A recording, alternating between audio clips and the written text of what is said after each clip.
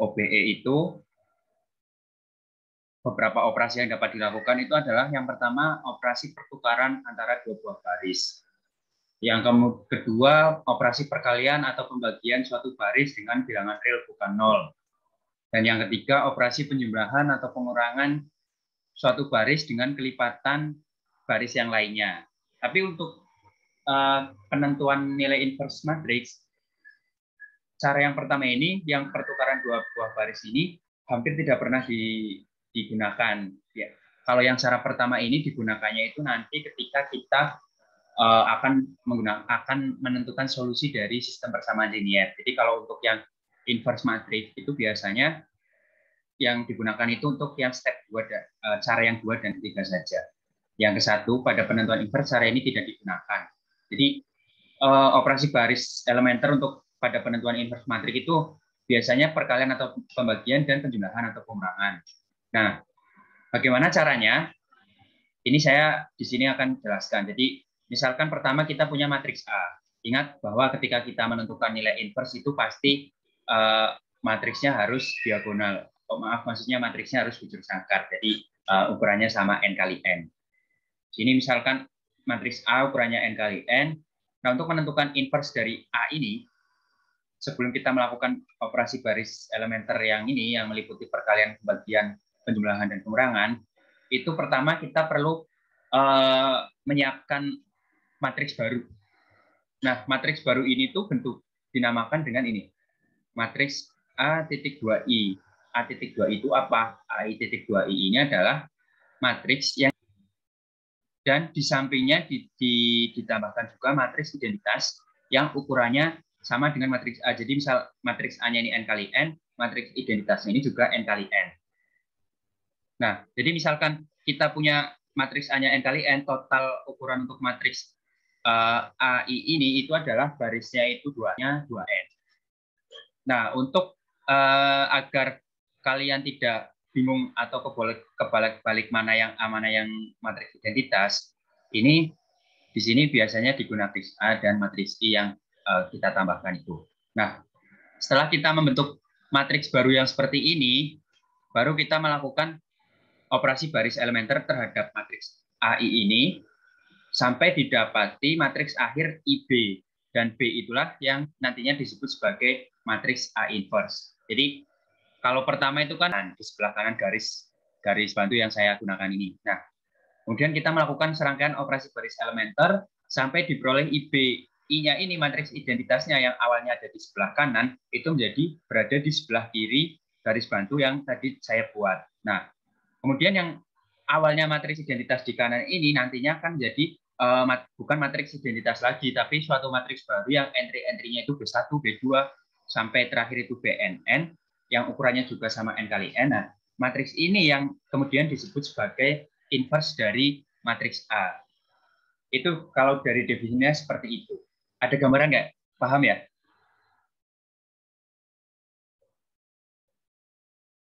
Ya, karena tidak ada yang menanyakan berarti saya nggak paham. Nah, ini contohnya. Contohnya kita diminta untuk menentukan inverse dari matriks A yang ukurannya adalah 3 kali 3. Bentuk matriksnya itu seperti ini. Nah, langkah penyelesaiannya pertama kita bentuk matriks baru AI seperti ini. Karena ini A-nya 3 kali 3, maka kita membuat matriks identitasnya itu juga 3 kali 3.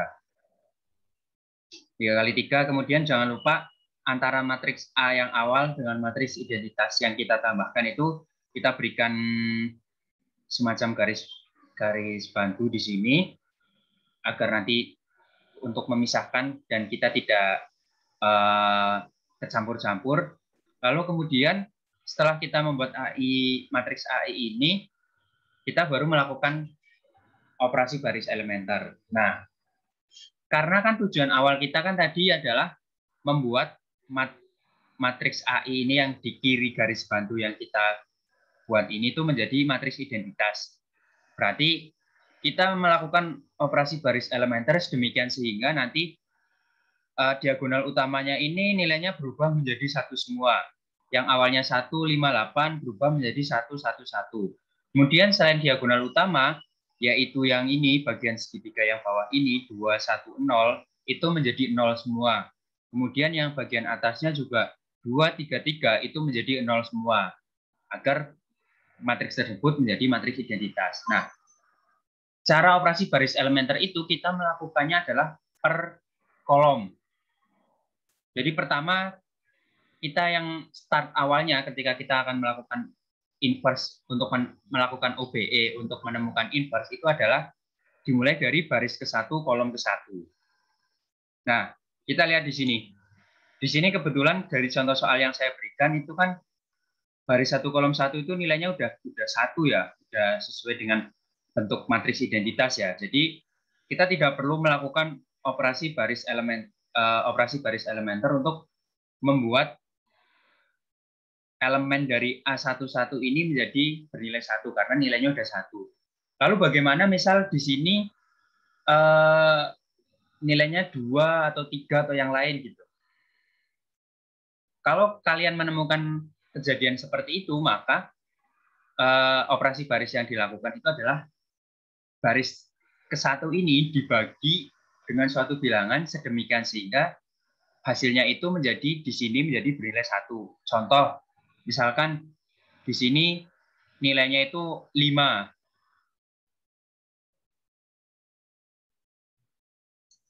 Misalkan nilainya itu 5.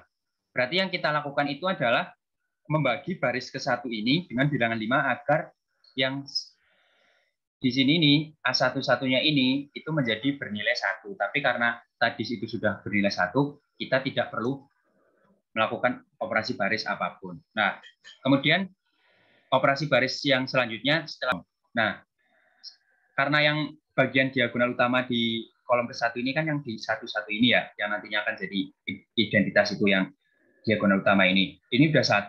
Nah, bawahnya itu ternyata belum 0. Sedangkan kalau identitas itu kan di bawahnya itu kan harus 0. Makanya kita perlu melakukan operasi baris elementer untuk membuat nilai 2 dan 1 ini menjadi 0. Caranya bagaimana? Ya caranya dikurangkan, bisa dikurangkan atau dijumlahkan. Nah, karena ini nilainya positif, maka agar 0 tentu saja dikurangi. Dikurangi dengan, karena ini 2, maka agar 0 dikurangi dengan 2 kali atasnya baris ke-1 itu. Jadi operasi baris elementer itu pengurangan atau penjumlahan perkaliannya itu sesuai dengan kolom-kolomnya. Jadi misal di sini saya sebutkan B2 dikurangi 2B1. Itu berarti ya baris kedua kan ini 2, 5, 3, 0, 1, 0 dikurangi 2B1, 2 kali B1, B1-nya dikali 2, lalu kemudian entry-entry yang bersesuaian itu dikurangkan. Jadi bukan misal di sini baris 2 kolom 1 dikurangkannya dengan baris 1 kolom 2, tapi dikurangkan dengan kolom yang sesuai.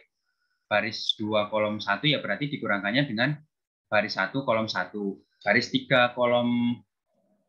2 kolom 3 dikurangkannya dengan baris 1 kolom 3. Jadi dikurangkannya dengan kolom-kolom yang sesuai.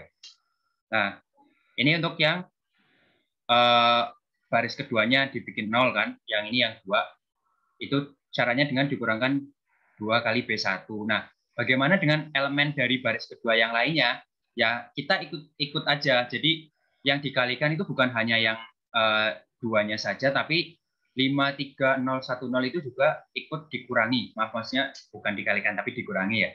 Dikurangi dengan 2 kali B1. Jadi 5 ini juga nanti dikurangi dengan 2 kali 2. 3 dikurangi juga dengan 3 kali 2. Jadi semuanya, tidak hanya yang angka 2 saja. Lalu kemudian operasi baris selanjutnya kita lakukan pada baris ketiga. Karena kan untuk membentuk matriks identitas berarti ini harus 0, ini harus 0. Satunya ini dikurangkan agar menjadi bernilai 0. Nah, karena ini sama-sama 1 dengan ini, maka B3 dikurangi B1. 1 kurangi 1 menjadi nilainya di sini 0. Lalu yang lainnya menyesuaikan. Nah, kemudian setelah itu kita masuk ke kolom kedua. Kalau matriks 3 kali 3 kolom kedua itu kan berarti satu utamanya ada di baris 2 kolom 2. Nah, di sini baris 2 kolom 2-nya itu nilainya juga sudah 1, sudah sesuai dengan nilai diagonal pada matriks identitas. Berarti kita tidak perlu melakukan operasi apapun agar nilai ini menjadi berubah karena sudah sesuai bentuknya yang kita harapkan. Nah, kemudian yang perlu diperhatikan adalah atasnya ini kan 0 dan atasnya 0, bawahnya 0. Sedangkan ini atasnya 2, bawahnya min 2. Nah, kita yang perlu dilakukan adalah membuat nilai atas dan bawah dari satu ini menjadi bernilai 0. Bagaimana caranya? Kita kerjakan ke bawah dulu. Jadi misalkan ini di tengah-tengah, yang atasnya nanti dikerjakan terakhir. Jadi di bawah dulu dikerjakan, dari sini ke bawah, terus turun 1 ke bawah, sampai terakhir. Di sini ketika bawahnya sudah tidak ada lagi, baru kita naik ke atas. Naik ke atas, naik ke atas ini. Nah, jadi karena ini di tengah-tengah ada atas dan bawah, kita kerjakan yang bawah dulu. Yang bawah itu kan berarti agar menjadi bernilai 0, berarti ditambahkan dengan 2 kali B1 ya. Min 2 ditambah 2 kali 1 kan 0. Yang lainnya menyesuaikan. Menyesuaikan semua, diperoleh hasilnya seperti ini. Nah, ini kan udah mulai nih terbentuk seperti matriks identitas setengah jalan lah ya. Diagonal utamanya udah 1 semua, yang bawah sudah 0 semua, tinggal yang atas. Nah, ini masih ada minus 1, agar bernilai 1 tinggal dikalikan dengan minus 1. Hasilnya seperti ini, 1 semua, min 3, 3, 2. Nah, setelah bentuknya seperti ini, seperti yang tadi saya katakan, kita tinggalnya. Setelah bawah pol tidak ada lagi, ke atas. Min 3 dibuat 0, berarti B2 ditambah 3 B3. Kemudian yang baris ketiga B3. Lalu ini kan terus hasilnya menjadi seperti ini. Atasnya yang ini 1 ini udah 0 semua. Nah, tinggal 1 bilangan ini. Atasnya yang di kolom kedua, yang atasnya 1 utama kolom kedua yang nilainya belum 0. Agar 0, ini step terakhir yang kita lakukan adalah ini. Diagonal utamanya sudah 1 semua, yang lainnya 0 berarti. Ini seperti yang tadi saya bilang, akan berubah dengan sendirinya. Nah, ketika kirinya sudah identitas, kanan ini berarti itu adalah inverse dari matriks A yang kita punya di awal itu. A inverse-nya itu sama dengan ini, minus 40, 16, 9, sampai yang terakhir itu min 1. Nah, untuk meyakinkan kita bahwa apakah benar matriks ini itu adalah matriks dari matriks inverse dari matriks A yang kita punya itu ya, untuk membuktikannya kita kalikan lagi dengan matriks A yang di awal ini yang kita punya. Kalau das, maka matriks ini adalah benar bahwa matriks ini itu adalah inverse dari matriks A yang kita punya. Seperti itu. Nah, ini ada catatan. Jika pada operasi baris elementer, entah itu pada step ke-1 atau step kedua dan seterusnya, kita memperoleh sebuah baris di mana semua entry-nya itu bernilai 0 pada ruas kiri, maka matriks tersebut kita katakan tidak punya inverse. Contohnya misal pada step kedua, misal di sini ya. Pada step kedua kita setelah lakukan operasi baris ini, ternyata hasilnya misal ada satu baris di yang ruas kiri itu, maksudnya ruas kiri garis bantu yang kita buat ini, salah satu baris awal ini itu tidak punya inverse. Contohnya ini, diberikan lagi matriks A, bentuknya seperti ini.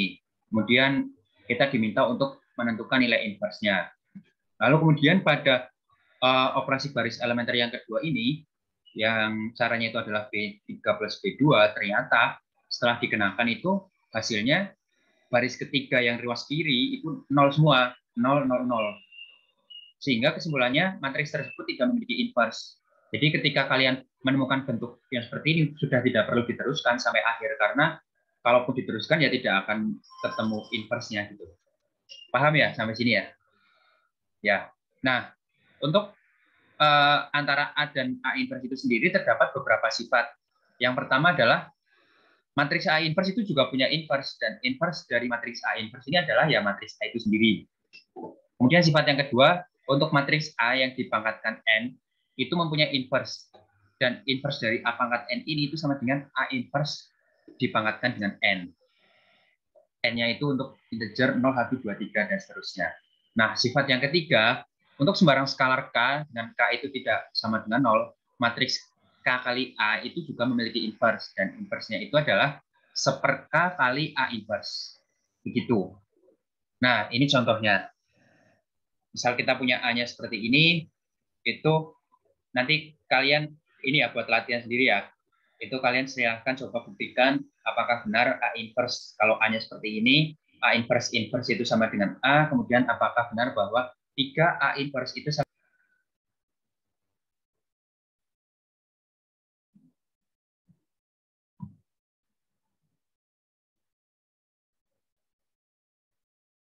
Nah, selanjutnya itu kita masuk ke transpose matrix. Transpose matrix di SMA sudah diajarkan ya, saya rasa ya.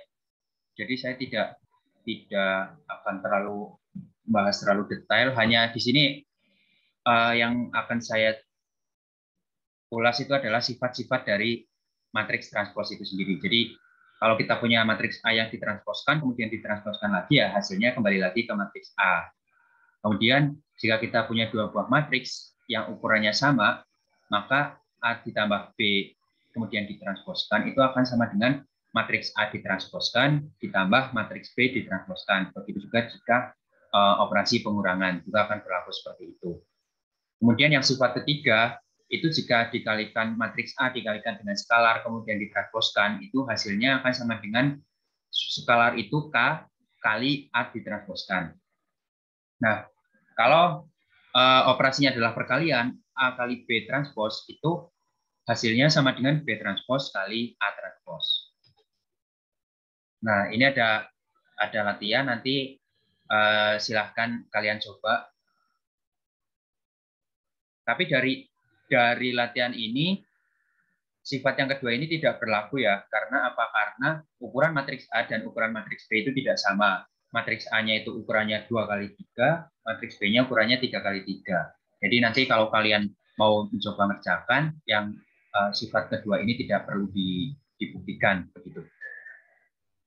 Nah, sekarang masuk ke determinan.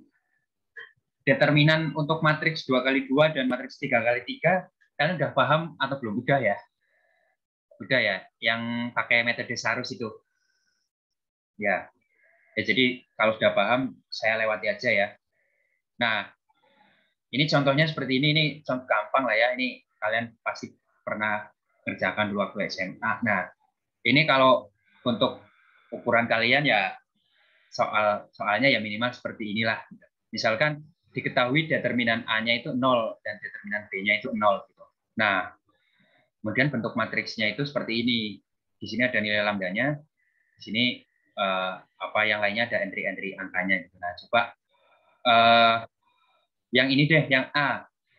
Coba kalau diketahui determinan A-nya itu sama dengan 0, kira-kira nilai lambda yang memungkinkan itu berarti kan 2 dan 3 ya. Ini tadi sudah dibahas di kelas B, di kelas Y yang kelas B. Nah, yang B ini belum.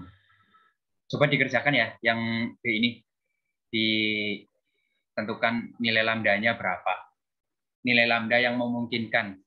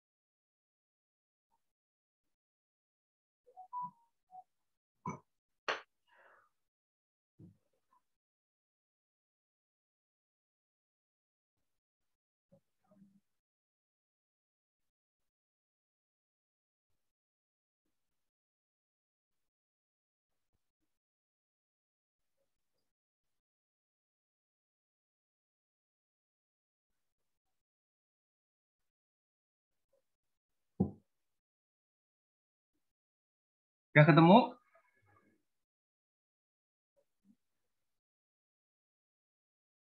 Belum ketemu ya? Kayak kalau belum ketemu di stop dulu aja, nanti silahkan dikerjakan dilanjutkan setelah kuliah selesai buat latihan ya.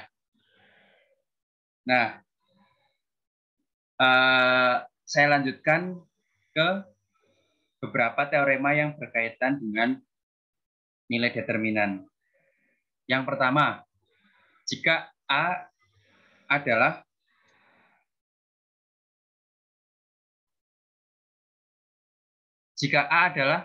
sembarang matriks bujur sangkar yang mengandung suatu baris yang entry bilangannya itu adalah 0 semua, maka determinan A-nya sama dengan 0 dan A tidak memiliki inverse. Kemudian yang kedua, teorema yang kedua ini berkaitan dengan penentuan determinan dengan menggunakan matriks segitiga. Jadi teoremanya itu berbunyi jika A adalah matriks berukuran n kali n dan A itu adalah matriks segitiga, maka berlaku determinan A sama dengan A11 kali A22 sampai AM kali N. Nah, matriks segitiganya ini bisa matriks segitiga bawah maupun matriks segitiga atas. Contoh, nah, ini ada kan bentuk matriks segitiga. Bagian bawahnya 0 semua. Di sini ketika kita diminta untuk menentukan nilai determinan, ya caranya tinggal mengalihkan nilai-nilai pada diagonal utamanya. 2 kali min 3 kali 6 kali 9 kali 4 sama dengan minus 1296. Nah, teorema yang selanjutnya itu jika B adalah matriks yang dihasilkan dari A dengan mengalihkan sebuah baris dengan suatu skalar, maka determinan B itu akan sama dengan K dikali dengan determinan A. Dan ini juga berlaku sebaliknya.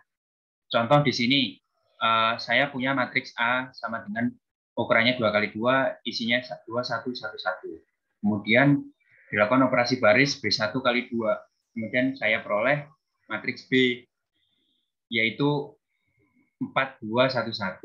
Maka determinan B itu akan sama dengan 2 kali determinan A. Determinan B-nya itu 2, determinan A-nya sama dengan 1. Sehingga determinan B sama dengan 2 kali determinan A. Nah, teorema selanjutnya itu menyatakan bahwa jika B adalah suatu matriks yang dihasilkan dari matriks A dengan menukarkan dua buah baris, ditukarkan saja ya tanpa dilakukan operasi yang lainnya, maka determinan B itu akan sama dengan minus determinan A. Contoh, kita punya matriks B dari matriks A awal ini kita punya matriks B-nya itu barisnya yang ditukar. Nah, maka determinan B-nya itu kan menjadi sama dengan 1 dikurangi 2, minus 1. Minus 1 itu sama dengan minus determinan A. Nah, lalu kemudian yang ketiga, jika B adalah matriks yang dihasilkan dari matriks A dengan menambahkan hasil kali suatu baris dengan skalar ke suatu baris lain, maka determinan A akan sama dengan determinan B akan sama dengan determinan A.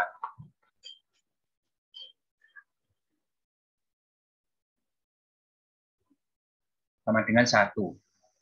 Di sini contohnya matriks A-nya 21 21 11. Kemudian kita melakukan operasinya B1 baris ke 1 ditambah 2 B2.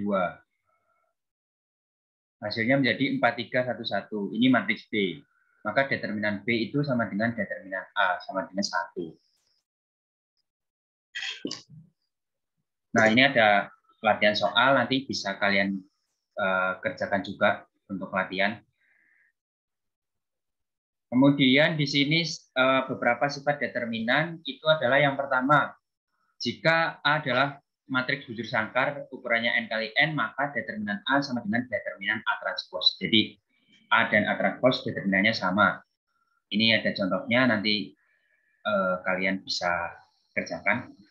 Kemudian yang kedua, jika A dan B adalah matriks bujur sangkar yang ukurannya sama, juga berlaku bahwa determinan A itu sama dengan determinan A kali B itu sama dengan determinan A dikali determinan B. Begitu. Nah, ini contohnya. Kita punya A-nya 3121, B-nya min 1358. A kali B menjadi 2, 17, 3, 14. Coba, apakah benar bahwa determinannya itu berlaku seperti ini?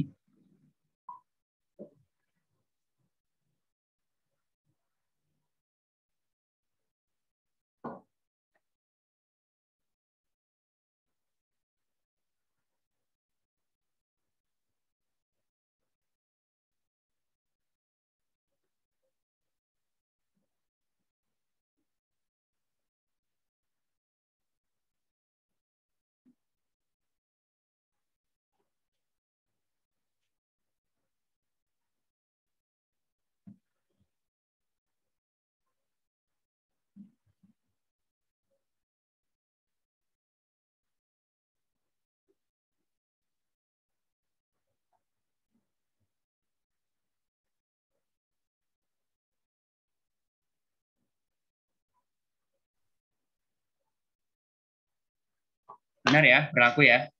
Determinan A-nya berapa? 1 kan? Iya. Determinan B-nya minus 23.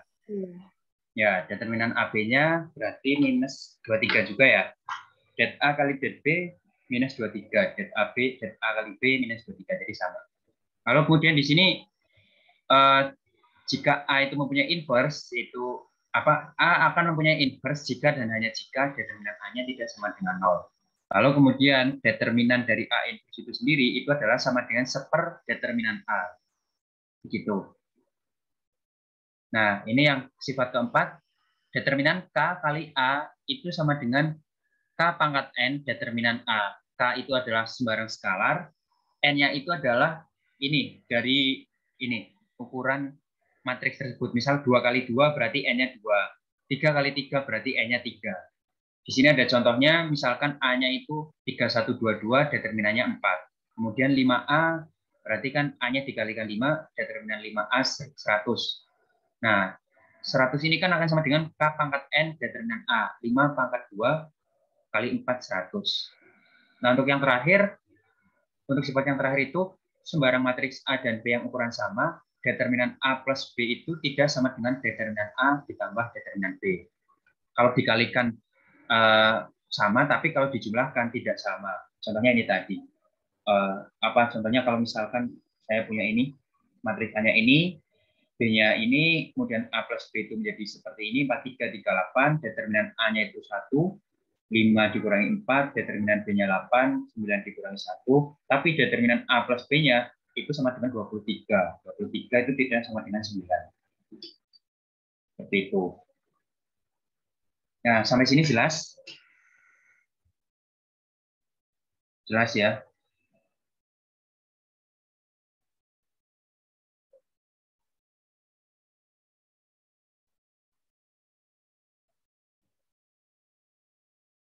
Nah, lalu selanjutnya kita masuk ke sistem persamaan linear. Jadi pada pertemuan ketiga itu, 3 atau 4 itu kan kita telah membahas tentang persamaan linear. Nah, sekarang kita akan mempelajari lagi tentang sistem persamaan linear dan bagaimana cara untuk menentukan himpunan penyelesaian dari sistem persamaan linear tersebut dengan menggunakan matriks. Nah, di sini didefinisikan sekarang ini untuk melakukan pendidikan yang kedepannya akan dibahas lagi dalam penelitian topik kami yang selanjutnya melalui masalah yang ada di saat ini. Terima kasih. Next. Ya, di sini didefinisikan SPL itu himpunan berhingga dari persamaan linear dalam variabel x1, x2, xn atau dalam variabel lain juga misal kita bisa tuliskan x, y, z atau misal a, b, c dan sebagainya. Nah, tapi ketika kita menggunakan penamaan variabelnya itu harus konsisten. Misalkan kita penamaan variabelnya itu misal di sini ya contoh yang sistem persamaan linear ke-1 ini kita pakainya x dan y. Berarti di bawah juga harus x dan y, tidak boleh misal di atas x dan y, di bawah x1 dan x2. Itu ya apa ya nanti jadi tidak bermakna gitu. Nah, ini beberapa contoh SPL itu adalah yang pertama sistem persamaan linear di mana jumlah persamaan dan jumlah variabelnya itu sama. Jadi contohnya di sini jumlah persamaannya 2, jumlah variabelnya juga 2, x dan y. Kemudian ada juga sistem persamaan yang jumlah variabel dan jumlah persamaannya itu tidak sama. Contoh di sini persamaannya hanya ada 2, tapi variabelnya ada 3, x, y, z. Nah, kemudian untuk secara umum sistem persamaan linear yang terdiri dari di sini saya ambil penulisan variabelnya itu menggunakan aturan yang x1, x2, xn. Nah, lalu di sini ada kita menemukan notasi AIJ ya, di mana I-nya itu berjalan mulai dari 1 sampai N, J-nya itu berjalan mulai dari 1 sampai M. Nah, AIJ itu maksudnya itu adalah koefisien dari variabel yang terletak pada persamaan ke I dan dikalikan dengan variabel ke J. Jadi misal kita punya A21. A21 itu berarti maksudnya adalah koefisien pada persamaan kedua yang dikalikan dengan variabel ke-1, AIJ. Kalau AIJ-nya A43 berarti A-nya terletak pada persamaan keempat, kemudian dikalikan dengan variabel X3. Seperti itu. Nah, kemudian pada suatu sistem persamaan linear, solusi dari SPL tersebut itu memiliki 3 kemungkinan. Pertama, SPL bisa saja sama sekali tidak memiliki penyelesaian. Yang kedua, memiliki setidaknya 1 penyelesaian tunggal. Dan yang ketiga, memiliki tak terhingga penyelesaian. Lalu bagaimana dengan cara atau metode yang dapat kita gunakan untuk menyelesaikan SPL tersebut? Itu kita dapat melakukan dengan beberapa cara. Yang pertama ini adalah cara yang paling gampang, metode substitusi balik. Nah, metode substitusi balik itu kita gunakan ketika bentuk SPL-nya itu semacam seperti segitiga gitu, segitiga atau bertingkat. Jadi kita punya n persamaan, jumlah variabelnya juga sebanyak n, tapi di masing-masing persamaan itu jumlah variabelnya itu menurun gitu. Misal dari pertama ada 3 variabel, kedua 2 variabel, ketiga hanya ada 1 variabel. Nah, kalau bentuknya seperti ini kan kita tinggal mensubstitusikan mulai dari yang variabelnya tunggal seperti ini ya, mulai dari yang persamaan ketiga ini. Ini hanya punya x3 saja, kemudian dari yang bawah sendiri ini x3 bisa kita peroleh, setelah itu kita naik ke yang persamaan ke atasnya, persamaan 2, dari X3 yang tadi kita peroleh itu kita juga bisa mendapatkan X2-nya sama dengan 4. Di sini selanjutnya dari yang persamaan 1, 2, dan 3, kita temukan X2 dan X3, kemudian kita gunakan untuk menyelesaikan persamaan ke-1 sehingga diperoleh nilai X1. Kalau untuk yang metode substitusi balik ini, saya rasa kalian paham ya, maksudnya ini kayaknya kalian waktu SMA juga pernah menggunakan ini loh. Jadi ini yang paling dasar. Nah, ini mungkin belum pas waktu SMA, mungkin kalian belum, mungkin ya, atau mungkin ada juga yang tidak pernah. Ini yang kedua itu adalah metode matriks yang diperbesar. metode ini tuh kita menyelesaikan SPL untuk menentukan solusi-solusinya dengan menggunakan bantuan matriks. Nah, tapi metode matriks yang diperbesar ini syaratnya adalah matriks dari SPL itu harus berbentuk bujur sangkar. Nah, apa yang dimaksud dengan matriks dari SPL? Matriks dari SPL itu adalah maksudnya matriks yang isinya itu adalah koefisien dari SPL yang kita miliki gitu. Jadi misalkan kita punya SPL-nya kan bentuknya seperti ini. Nah, ketika matriksnya itu dari SPL itu berbentuk bujur sangkar, maka nilai M dan N-nya itu harus sama. Jadi banyak persamaan dan sebut itu harus sama. Nah, kalau syarat itu terpenuhi, maka matriks yang nanti terbentuk itu bentuknya adalah matriks bujur sangkar. Nah, yang bujur sangkar itu yang mana? Yang ini nih, yang di sebelah garis bantu. Jadi matriks ini itu kan isinya, kalau kalian perhatikan ya, isinya itu kan adalah koefisien-koefisien dari persamaan yang ini kan. Nah, ini saya buat garis bantu ini itu biar memisahkan. Jadi yang sebelah kiri garis yang putus-putus ini itu adalah koefisien persamaannya, mulai dari A11 ini, A12, A1N, sampai yang terakhir ini, AM kali N, itu letaknya di sebelah kiri garis bantu. Yang sebelah kanan itu adalah yang hasil dari masing-masing persamaan, B1, B2, sampai Bn. Nah, kemudian matriks inilah yang disebut sebagai matriks SPL. Matriks SPL itu disebut bujur sangkar jika pada yang garis ini, pada yang sebelah kiri garis putus-putus ini, jumlah barisnya. Jadi misalkan di sini barisnya ada 4, 1, 2, 3, 4, berarti kolomnya juga harus ada 4. Jadi ketika kita membicarakannya itu matriks SPL bujur sangkar itu, yang B-nya ini tidak ikut dilibatkan ya. Jadi yang maksudnya untuk melihat itu bujur sangkar atau tidak, itu kita tidak ikut melibatkan. Yang kita perhatikan cukup yang garis kirinya saja. Kalau barisnya sama, kolomnya sama, mestinya jumlah baris dan kolomnya sama, berarti itu bujur sangkar. Nah, pada metode matriks yang diperbesar ini, itu untuk menemukan solusi SPL-nya itu adalah kita melakukan operasi baris elementer pada matriks ini, pada matriks SPL ini yang isinya itu adalah koefisien-koefisien persamaan dalam SPL itu dan hasil yang masing-masing persamaan ini, kita bawa menjadi bentuk seperti ini melalui operasi baris elementer. Jadi kalau tadi waktu kita membahas tentang inverse itu kan sama ya, maksudnya yang bagian kanan itu awalnya identitas, kemudian yang kiri itu matriks awalnya, kemudian ditukar biar yang identitasnya pindah kiri. Nah, kalau untuk yang penyelesaian SPL itu dari yang awalnya kita punya seperti ini, diperoleh yang bagian kiri garis bantu ini, garis yang putus-putus ini, itu bentuknya menjadi matriks identitas.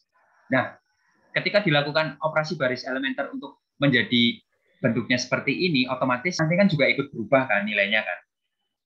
Nah, nilai-nilai ini nanti kan berarti kita peroleh nilai-nilai baru ya. Nilainya tidak mungkin sama juga seperti ini, B1, B2, Bn itu tidak mungkin.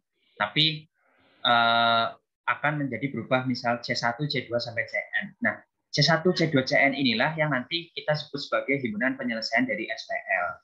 Seperti itu. Nah, kemudian yang perlu diingat adalah OBE pada metode matriks diperbesar ini kan hanya dua, ditambah atau dikali atau dibagi dengan ditambah atau dikurang.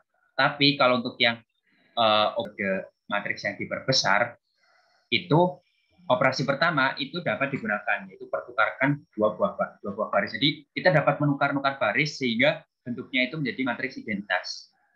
Jadi, kita punya SPL terdiri dari 3 persamaan dan masing-masing persamaan terdiri dari 3 variabel. Nah, makanya di sini saya sebutkan bahwa jumlah variabel sama dengan jumlah persamaan, sehingga bentuk matriksnya adalah matriks bujur sangkar. Nah, prosedurnya berarti pertama kita bentuk matriks yang seperti tadi itu saya jelaskan. A, submatrik ini A, ini submatrik ini B. A-nya itu isinya koefisien. Itu menjadi A. Kemudian yang B-nya itu 910 itu adalah hasil dari masing-masing persamaan. Kemudian kita melakukan OBE terhadap matriks yang kita telah susun ini.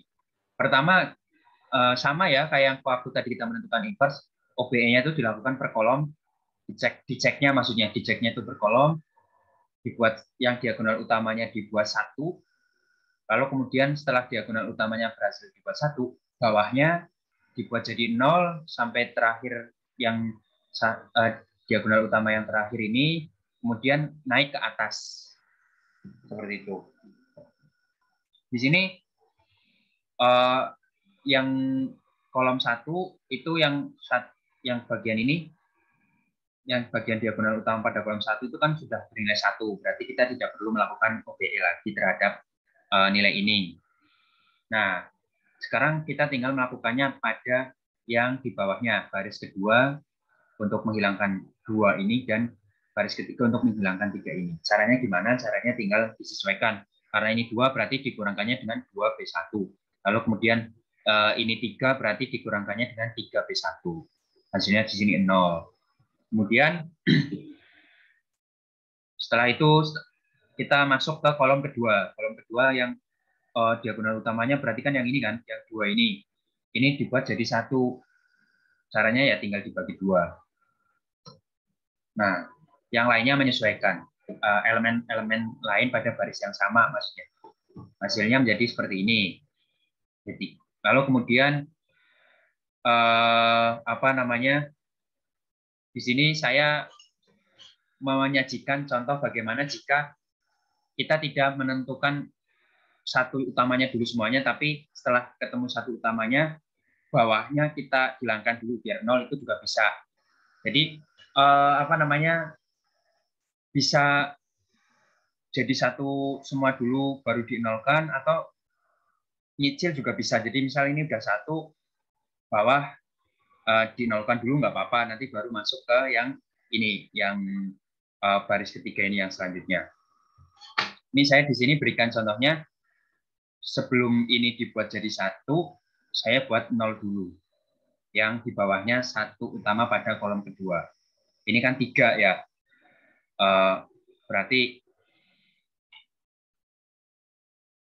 B3 3 dikurangi 3B2. Ini menjadi 1, 0. Nah, kemudian ke bawah lagi. Ini minus setengah. Berarti biar menjadi 1 dikalikan min 2. Kemudian setelah dapat semua tinggal ke atas. Nah, setelah itu, setelah selesai, ini sudah berubah jadi identitas. Berarti di sini 1, 2, 3 ini itu adalah himpunan penyelesaian untuk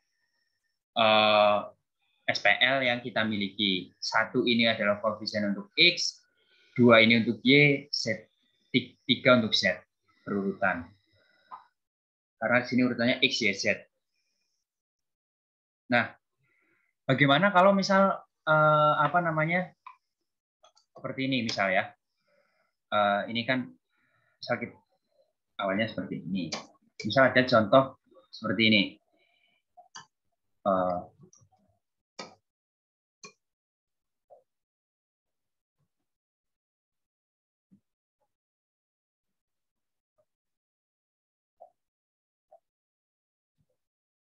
Nah,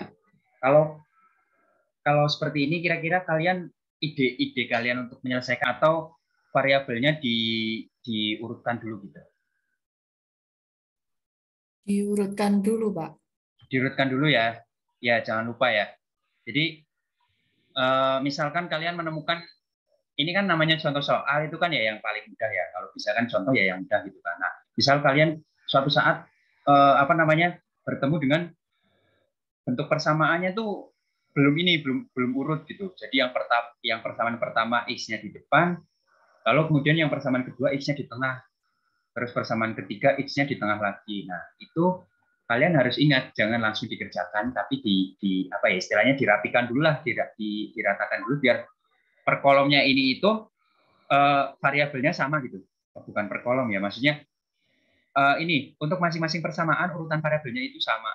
Jadi kan kalau yang ini kan XYZ, ini XYZ juga, ini XYZ juga. Nah, tapi apakah urutannya harus selalu XYZ? Ya tidak harus, tergantung selera kalian gimana. Tapi misalkan di sini kalian pengennya yang pertama itu Y semua, itu nggak apa-apa. Berarti nanti misal solusinya itu ketemunya itu bukan 1, 2, 3, tapi apa namanya? Misalkan solusinya untuk ini tuh 1, 2, 3 gitu yang tadi telah kita kerjakan ya. Kalau Y-nya di depan, X-nya di tengah, Z-nya di belakang, itu berarti nanti solusinya bukan 1, 2, 3, tapi 2, 1, 3. 2 untuk Y, X untuk 1, 3, 1 untuk X, 3 untuk Z. Jadi pokoknya yang harus kalian pahami itu adalah urutannya harus diperhatikan. Harus urut semua. Tidak boleh, istilahnya tidak boleh acak seperti ini ya. Itu. Barisnya yang diurutkan nggak apa-apa, Pak? Gimana? Misalkan? Nggak apa-apa, nggak apa-apa. Oh ya. Ya nanti ini, contoh misalkan ini apa? Ini mau dinaikkan ke atas gitu ya. Barisnya diurutkan berarti maksudnya begini, misal seperti ini, dinaikkan gini ya. Iya, Pak. Iya nggak apa-apa, nggak apa-apa. Yang penting ini apa namanya kolomnya ini urutan variabelnya itu harus sama. Soalnya kan kalau kalian perhatikan cara kerja kita kan per kolom kan, ya nggak? Pertama tadi saya jelaskan kolom 1 dulu dibereskan sampai berbentuk menjadi calon matriks identitas. Lalu kemudian kolom kedua, kolom ketiga kita kerjanya per kolom. Oleh karena itu kolomnya juga bentuknya berarti harus yang seragam. Karena ketika kolomnya itu tidak seragam, berarti solusi yang kita peroleh itu juga tidak berlaku secara general. Padahal harapannya kan ini tuh berlakunya general kan. Maksudnya berlaku ini apa namanya? Ini tuh benar-benar dapat digunakan untuk menyelesaikan SPL ini. Kalau kalian apa namanya tidak diurutkan gitu, tetap seperti ini langsung dikerjakan gitu, mungkin nanti tetap ketemu hasilnya gitu, tapi mungkin hasilnya bukan 1, 2, 3, mungkin akan bilangan lain, dan itu ketika dimasukkan itu hasilnya tidak tidak memenuhi. Ketika kita cek ke persamaan semula ini itu tidak terpenuhi seperti ini. Itu. Ada yang mau ditanyakan lagi?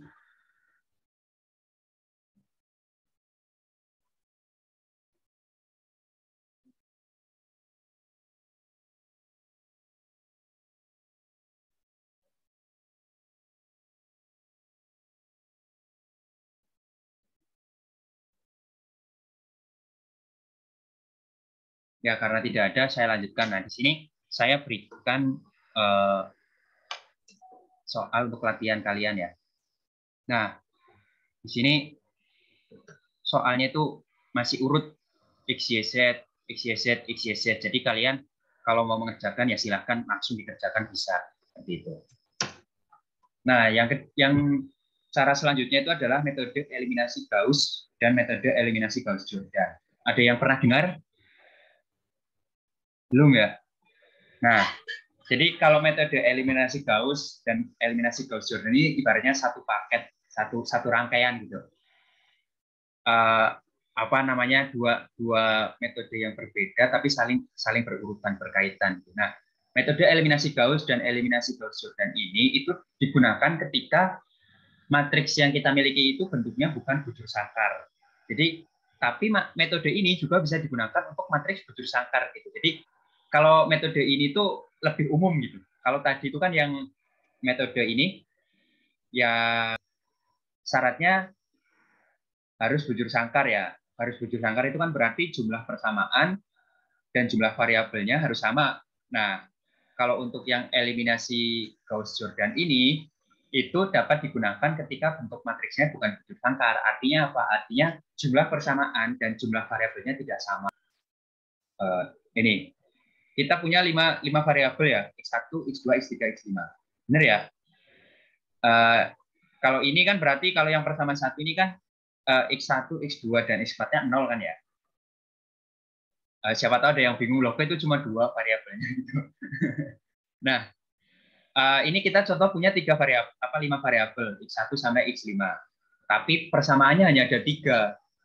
Ini kan berarti kalau kita pakai matriks yang diperbesar itu kan tidak bisa kan? Karena kunci dari matriks yang diperbesar itu kan membawa matriks yang telah kita buat itu menjadi matriks identitas. Matriks identitas. Matriks identitas itu kan harus bentuknya bujur sangkar. Sedangkan kalau ini kan berarti tidak bisa kan? Kita tidak akan pernah bisa membuat matriks identitas dari suatu matriks yang bentuknya aja sudah bukan bujur sangkar gitu. Jadi ketika kalian bertemu dengan yang seperti ini, solusinya adalah menggunakan eliminasi Gauss dan atau eliminasi Gauss-Jordan. Nah, metode eliminasi Gauss itu adalah metode yang mereduksi sembarang matriks menjadi bentuk eselon baris. Sembarang matriks menjadi bentuk eselon baris tereduksi. Jadi antara Gauss dan Gauss-Jordan itu bedanya hanya yang satu sampai eselon baris saja, yang satunya sampai eselon baris tereduksi. Nah, suatu matriks disebut sebagai matriks yang berbentuk eselon baris itu jika terpenuhi 3 dari 4 ciri-ciri ini. Jadi kalau dari 4 ciri-ciri ini terpenuhi semua, itu matriks tersebut disebut sebagai matriks eselon baris tereduksi. Tapi kalau terpenuhinya hanya dari ciri-ciri 1 sampai 3 saja, itu disebut sebagai matriks eselon baris. Itu yang perlu kalian pahami baik-baik gitu ya. Nah, di sini ciri-ciri yang pertama itu ini. Jika satu baris tidak seluruhnya terdiri dari 0, maka bilangan tak 0 pertama di dalam baris tersebut adalah 1. Paham maksudnya? Saya berikan contohnya misalnya. Nah, di sini. Satu baris tidak seluruhnya terdiri dari 0. Satu baris tidak seluruhnya terdiri dari nilai 0. Benar ya? Ini kan nggak semuanya 0 kan? Maka bilangan tidak 0 pertama di dalam baris tersebut adalah harus 1. Dan itu nanti akan menjadi satu utama. Kalian lihat di sini. Baris ke-1, bilangan pertama setelah 0-nya, bilangan tak 0 pertama maksudnya. Tak 0 pertama 1. Letaknya di kolom kedua. Kemudian di baris kedua, bilangan tak 0 pertamanya 1, letaknya di kolom ketiga. Tak 0 yang di baris ketiga, 1 juga di kolom keempat. Itu. Paham ya untuk yang ciri pertama ini ya? Kita lanjut ke ciri yang kedua. Jika ada satu baris yang semua elemennya sama dengan 0, baris tersebut dikelompokkan bersama pada bagian paling bawah. Ini contohnya. Ini contoh dari yang ciri kedua.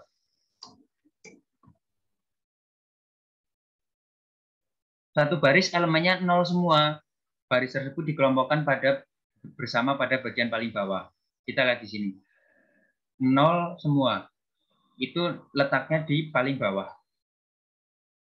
Tidak di pertama atau kedua. Pokoknya yang di paling bawah. Misal ada 3 baris yang 0 semua, berarti ya letaknya mulai dari baris 2, 3, 4. Tidak diletakkan mulai dari baris ke-1. Gitu ya. Nah, kemudian yang ketiga, jika dua baris yang berurutan yang tak terdiri seluruhnya dari 0, artinya maksudnya ada dua baris yang berurutan di mana masing-masing baris itu semua elemennya tuh tidak 0, maksudnya tidak 0 semua elemennya gitu. Ada 0-nya boleh tapi tidak 0 semua gitu.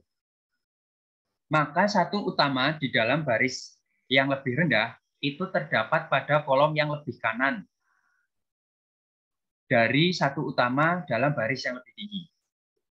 Kita lihat lagi sekarang. Dua baris berurutan yang tidak terdiri seluruhnya dari 0. Kita perhatikan di baris 1 dan 2. 1 dan 2 itu kan berarti berurutan ya. 1 dan 2 itu berurutan. Elemen-elemennya nggak 0 semuanya ya. Ada yang nggak 0 gitulah. Maka satu utama di dalam baris yang lebih rendah, baris 1 dan baris 2. Berarti yang lebih rendah baris ke berapa? Dua. Baris 2.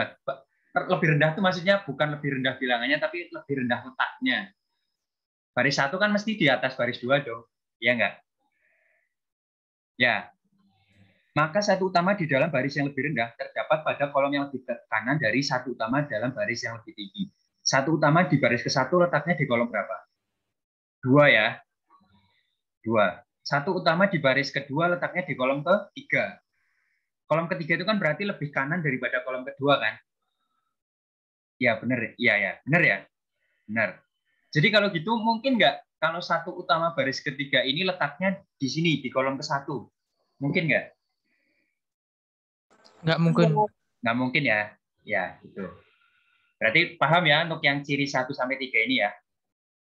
Nah, kita lanjut. Nah, kalau ciri 1, 2, dan 3 itu terpenuhi, itu berarti matriks tersebut disebut sebagai matriks yang berbentuk eselon baris. Ciri yang keempat itu juga terpenuhi, disebut sebagai matriks eselon baris tereduksi.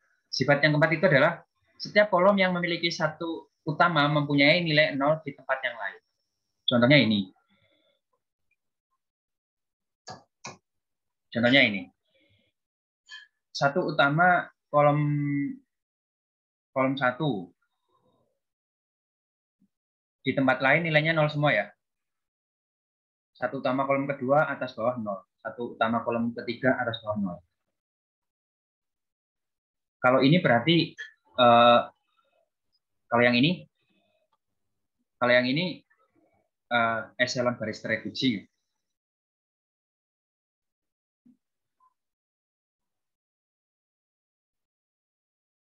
Halo? Kalau ini kan iya jelas ya. Satu utamanya setiap kolom yang memiliki satu utama mempunyai 0 di tempat lain. Ini berarti ini ya eselon baris tereduksi ya. Kalau ini iya nggak? Iya, Pak. Karena apa? Alasannya apa? Kan ini ada min 2-nya. Yang kolom 1 itu yang baris keempat ada 0-nya. Ya. Jadi memiliki satu utama mempunyai 0 di tempat lain, 0 di tempat lain itu maksudnya ya ini ya kalau kolom ketiga ini kan nggak ada satu utamanya kan, berarti kita tidak usah dipikirin gitu. Entah itu di kolom ketiga itu ada nilai -2, -10 atau berapa, itu karena di kolom ketiga tidak ada satu utamanya, berarti ya itu tetap termasuk matriks eselon baris tereduksi. Gitu. Paham ya? Nah, ini seperti yang tadi saya bilang, kalau terpenuhi sifat 1, 2, 3 itu disebut eselon baris. Kalau 1, 2, 3, 4 disebut eselon baris tereduksi. Jadi sebenarnya apa? Matriks eselon baris tereduksi itu pasti matriks eselon baris, tapi tidak berlaku sebaliknya. Iya kan? Kenapa tidak berlaku sebaliknya? Karena sifat yang keempat nggak memenuhi. Bukan tidak memenuhi, tapi belum terpenuhi. Ya. Ya, ini prosedurnya. Pada penyelesaian SPL dengan metode eliminasi Gauss atau eliminasi Gauss-Jordan itu prosedurnya itu pada dasarnya itu adalah kita mereduksi matriks menjadi bentuk eselon baris saja atau sampai bentuk eselon baris reduksi. Kalau kita mereduksinya sampai eselon baris saja berarti nanti kita menyelesaikan dengan metode Gauss. Tapi kalau kita sampai eselon baris reduksi berarti kita menyelesaikannya menggunakan metode Gauss-Jordan seperti itu. Nah, langkah-langkahnya itu adalah ini pertama, kita membentuk matriks eselon baris. Matriks eselon baris itu berarti kita harus menentukan satu utama pada baris ke-1, kemudian buat bilangan di bawah satu utama menjadi bernilai 0.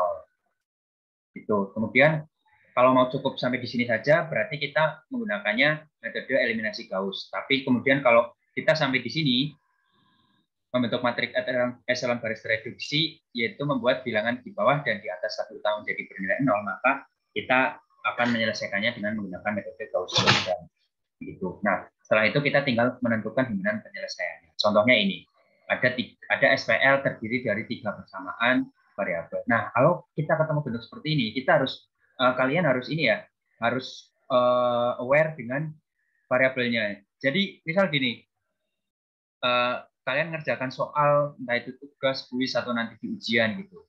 Saya berikan soal seperti ini. Kalian karena buru-buru atau apa, 2 ini walaupun variabelnya x3 diletakkannya di waktu membentuk matriks di sini di kolom 1. Itu nanti bisa dipastikan jawabannya sampai ke bawah akan salah terus. Jadi harus hati-hati ya. Harus hati-hati dalam menyusun variabelnya mengurutkan variabelnya seperti itu. Baris susunan ini, misal ini persamaan kedua diletakkan baris pertama, persamaan ketiga diletakkan di baris pertama, itu boleh, silakan, asalkan susunan variabel per kolomnya itu sama. Jadi misalkan di sini kolom 1 itu nanti variabelnya untuk koefisien dari variabel 1 ya harus konsisten dari koefisien variabel 1 semua gitu. Tidak boleh ada dalam satu kolom itu ada koefisien dari variabel X1 ada, dari variabel X2 atau X3 juga ada. Itu tidak boleh seperti itu ya. Nah, ini untuk menyelesaikannya biasa. Pertama kita bentuk matriks dulu. Ini bentuk matriksnya udah benar kira-kira nggak? 00, min 2, 07. Ini kan udah saya urutkan ini. Ini 1, 2, 3, 4, 5. Benar ya bentuk matriksnya seperti ini ya. Nah, lalu kemudian ya kita tinggal melakukan OBE itu tadi. Nah, ini menukar baris itu juga bisa dilakukan sebelum kita melakukan OBE, bisa juga kita lakukan ketika kita sudah membentuk matriks dan kita akan memulai OBE itu. Jadi di sini kan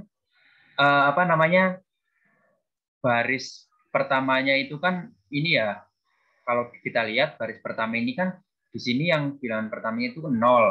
Sedangkan pada baris lain itu yang di kolom pertamanya itu di baris lain ada yang tidak bernilai 0. Jadi kalau ketemu seperti itu ya sebaiknya ditukar. Baris kedua ditukar ke baris ke-1, kemudian baris 1 naik ke baris kedua naik ke baris ke-1, naik ke atas, ditukar. Tujuannya itu apa? Tujuannya ya biar nanti memunculkan satu utama ini. Gitu. Satu utama di baris ke-1. Nah, ini udah ditukar, B1 ditukar B2 semuanya. Nah, kemudian tinggal seperti biasa kita tentukan satu utamanya. Karena ini 2 berarti dibagi 2 ya. Bagi 2, baris ke-1 dibagi 2 semuanya, ketemu ini. Kemudian di bawahnya masih ada yang bernilai tidak 0, berarti kita nolkan. Ini 2 berarti dikalikan B3, 2 ini dikurangi 2 kali 1, 2 kali B1. Yang lainnya menyesuaikan. Nah, kemudian di sini minus 2. Minus 2 berarti dibagi minus 2 ya, biar hasilnya 1. Ini ketemunya hasilnya seperti ini. Kemudian bawahnya 1 kita nolkan dengan cara mengurangi 5B2. Karena ini yang akan dinolkan nilainya 5, berarti dikurangi 5 kali 1. 5 kali B2. Hasilnya ini. Nah, kemudian terakhir kita mencari satu utama terakhir untuk yang baris ketiga berarti ya. Ini setengah berarti dikali 2. Hasilnya 1. Nah, kalau sampai di sini saja, berarti ini kan berarti kalau sampai di sini saja, ini berarti bentuk matriksnya itu adalah matriks echelon baris. Benar nggak? Karena tidak semua yang atas bawah yang satu utama itu kan bernilai 0. Jadi ini disebut sebagai matriks echelon baris saja. Kalau kalian mau menyelesaikannya cukup sampai di sini, maksudnya menyelesaikan OBE-nya cukup sampai di sini, itu berarti nanti kalian menggunakan penyelesaiannya itu menggunakan metode Gauss, eliminasi Gauss. Nah, kalau mau diteruskan sampai atas bawah satu utamanya itu 0 semua, boleh. Itu nanti berarti kalian menggunakannya metode eliminasi Gauss-Jordan. Di sini setelah ini ya, setelah step ini kan kita berarti tinggal mengenolkan atas bawah satu utama. Nah, satu utama yang atas bawah yang perlu dinolkan kan berarti satu utama baris 2 dan satu utama baris 3 ya. Atasnya satu utama baris 2 itu minus 5, atasnya satu utama baris ketiga itu 6 dan minus 7/2. Nah, di sini saya mengenolkannya itu untuk yang atas satu utama baris 3. Mengenolkan yang 6 dan minus 7/2 dulu. Hasilnya ini. Kemudian tinggal yang terakhir yang dienolkan itu adalah atasnya satu utama baris ke-1. Udah ya, ini berarti bentuknya udah ini ya. Udah matriks echelon baris reduksi ya. Iya nggak, benar nggak? Iya. Ya, atas bawahnya udah 0 semua ya. Jika diteruskan sampai di sini disebut eliminasi Gauss-Jordan. Ya, betul. Eliminasi Gauss-Jordan. Setelah kita peroleh ini, kita tinggal ini mensubstitusikan. Ini saya ambil contoh kalau apa namanya diselesaikan. Kalian misal menyelesaikannya OBE-nya cuma sampai eliminasi Gauss. Berarti kan tadi matriks terakhir yang diperoleh kan ini kan. Kemudian diselesaikan dengan substitusi.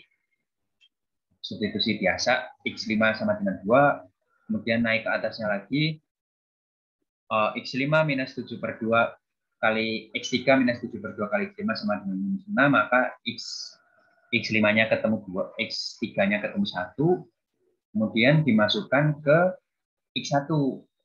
Nah, yang perlu kalian hati-hati kan ini, X2 dan X4 itu kan tidak ada ya, tidak ada satu utama yang untuk X2 dan X4 ya. Maka nanti apa namanya dibuatnya itu X2 dan X4 itu dimisalkan suatu bilangan yang secara general. Jadi misalkan ini X2-nya dimisalkan T, X4-nya saya misalkan S. Nah, T dan S ini adalah bilangan real. Nah, ini X1-nya itu kan bentuknya seperti ini. 14 min 2X2 sampai terakhir min 6X5. X3 dan X5 itu kan ada nilainya ya. Ada nilainya kan, 1 dan 2 ini kan. Ya tinggal dimasukkan. Setelah dimasukkan, terakhir ini 7 min 2X2 min 3X4. Sebentar, sedang ada, kita berhenti dulu sebentar.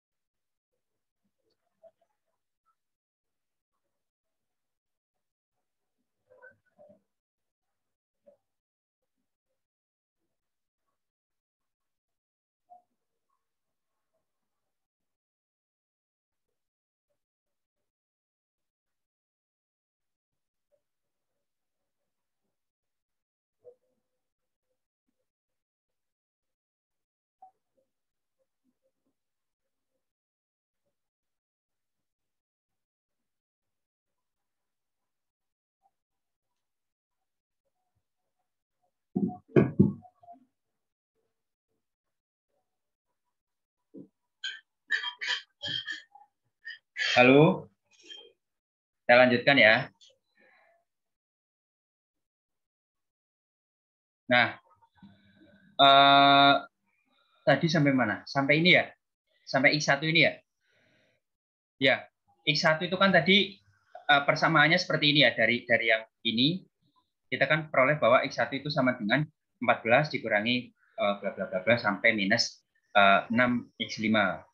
X2, sedangkan X2 dan X4 ini kan kita tidak memperoleh hasilnya ya tadi ya. Hasil yang diperoleh itu kan hanya X3 sama dengan 1, X5 sama dengan 2. Nah, kalau kalian menemukan kondisi seperti ini, maka variabel yang tidak ditemukan solusinya kalian misalkan dengan suatu konstanta lah. Tapi tidak boleh sama. Misalkan di sini T, di sini yang lainnya misal S, misal di sini U, di sini P, atau misal di sini M, di sini N gitu.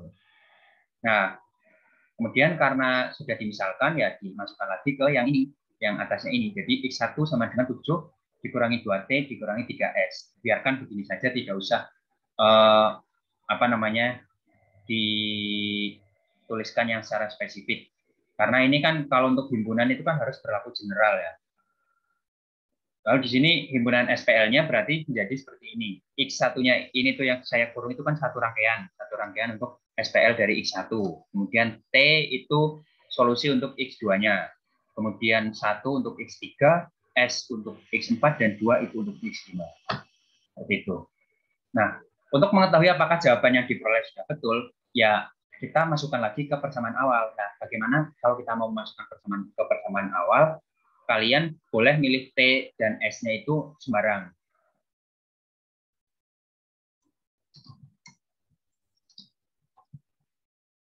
Nah, karena sembarang bilangan real, berarti T dan S boleh sama ya nilainya ya.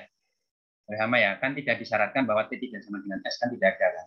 Jadi, kalau mau membuktikan ya kalian misal ngambil T sama dengan 1, S sama dengan 1, atau S sama dengan 5. Nanti berarti himpunan solusi SPL-nya X1-nya itu berubah menjadi T 7 dikurangi 2 kali T-nya 1 dikurangi 2 kali 1 dikurangi 3 kali S-nya 1.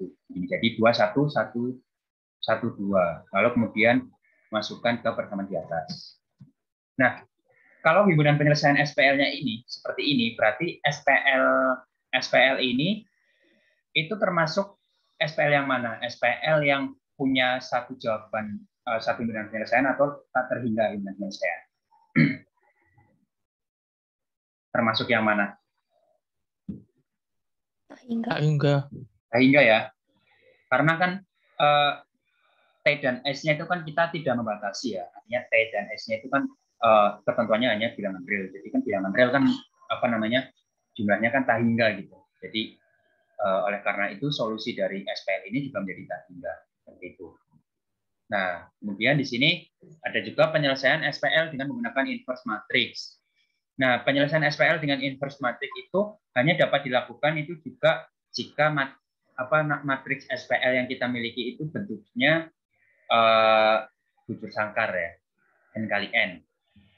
Kalau bentuknya tidak N kali N, tidak bisa menggunakan metode ini. Nah, bagaimana caranya? Itu pertama, dengan metode ini, metode yang menggunakan inverse matrix ini, ada SPL. Kita punya SPL seperti ini. Pertama kita bentuk 3 matriks, matriks A, B, dan C. Maksudnya matriks A, matriks X, dan matriks B.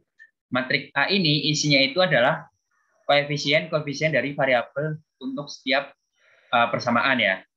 Mulai dari persamaan 1, 2, 3. Seperti biasa, variabel yang harus dituliskan harus urut. Misalkan di sini mulai dari ini X1 maksudnya. Misalkan di sini mulai dari X1, berarti bawah juga harus mulai dari X1, bawahnya lagi mulai dari X1. Kalau atasnya mulai dari X2, ya boleh X2 terus di sini juga mulai dari X2. Nanti di sini itu urutannya sesuai dengan urutan dari persamaan-persamaan yang di sini. Nah, di sini kan saya sudah mengurutkan X1, X2, X3, X1, X2, X3. Bawahnya juga X1, X2, X3. Nah, oleh karena itu X-nya ke bawah juga X1, X2, X3. Urut gitu ya. Matriks A itu isinya koefisien dari variabelnya. Matriks X-nya itu isinya adalah variabel-variabel dalam SPL tersebut. Jadi jumlah baris maksudnya jumlah kolom dan jumlah kolom dari matriks X dari matriks A itu akan sama dengan jumlah baris dari matriks X. Tidak mungkin tidak sama. Nah, matriks B-nya itu isinya adalah yang ini. Hasil dari masing-masing persamaan pada SPL tersebut. Nah, kemudian sistem persamaan itu tuh akan berlaku seperti ini kan. AX sama dengan B.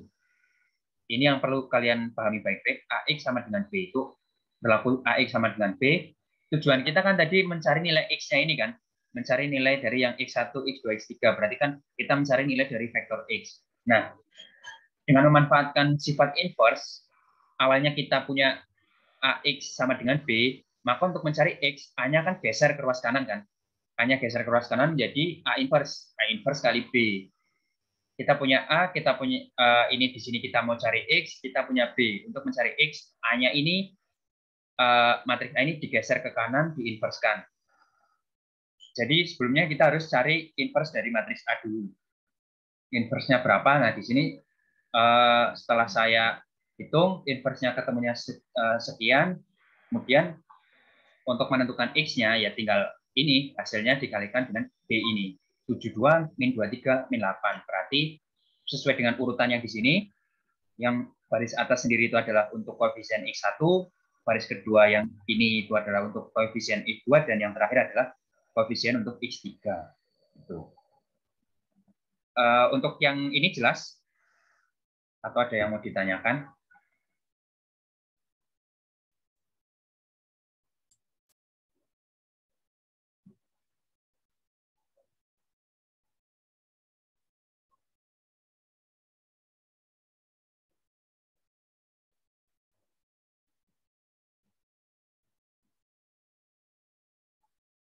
Kalau sudah jelas, saya lanjut ke ini ya, minor dan kofaktor. Minor dan kofaktor itu berkaitan dengan determinan dan berkaitan dengan determinan dari suatu submatriks, suatu matriks itu. Jadi contohnya misal ini, dari definisinya ya, kita mulai dari definisinya. Kita punya matriks A, ukurannya N kali N. Nah, minor dari entry AIJ. Jadi minor untuk entry AIJ dari matriks A, di simbolnya itu M besar IJ. M besar IJ itu adalah minor untuk entry AIJ. Itu didefinisikan sebagai determinan dari submatriks A yang diperoleh setelah baris ke I dan kolom ke J dicoret dari matriks A. Paham nggak dengan definisinya? Ini.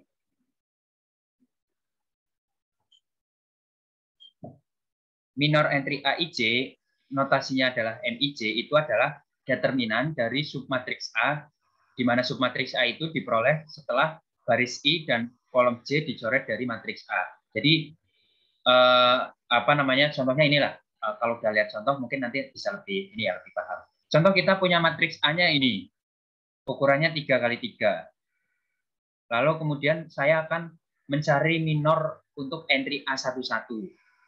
Berarti sesuai dengan definisi ini, definisi yang saya blok kuning ini, berarti minor entry A11 itu adalah determinan dari submatriks A, di mana submatriks A-nya itu adalah matriks A yang baris ke-1 dan kolom ke-1-nya itu telah dihilangkan.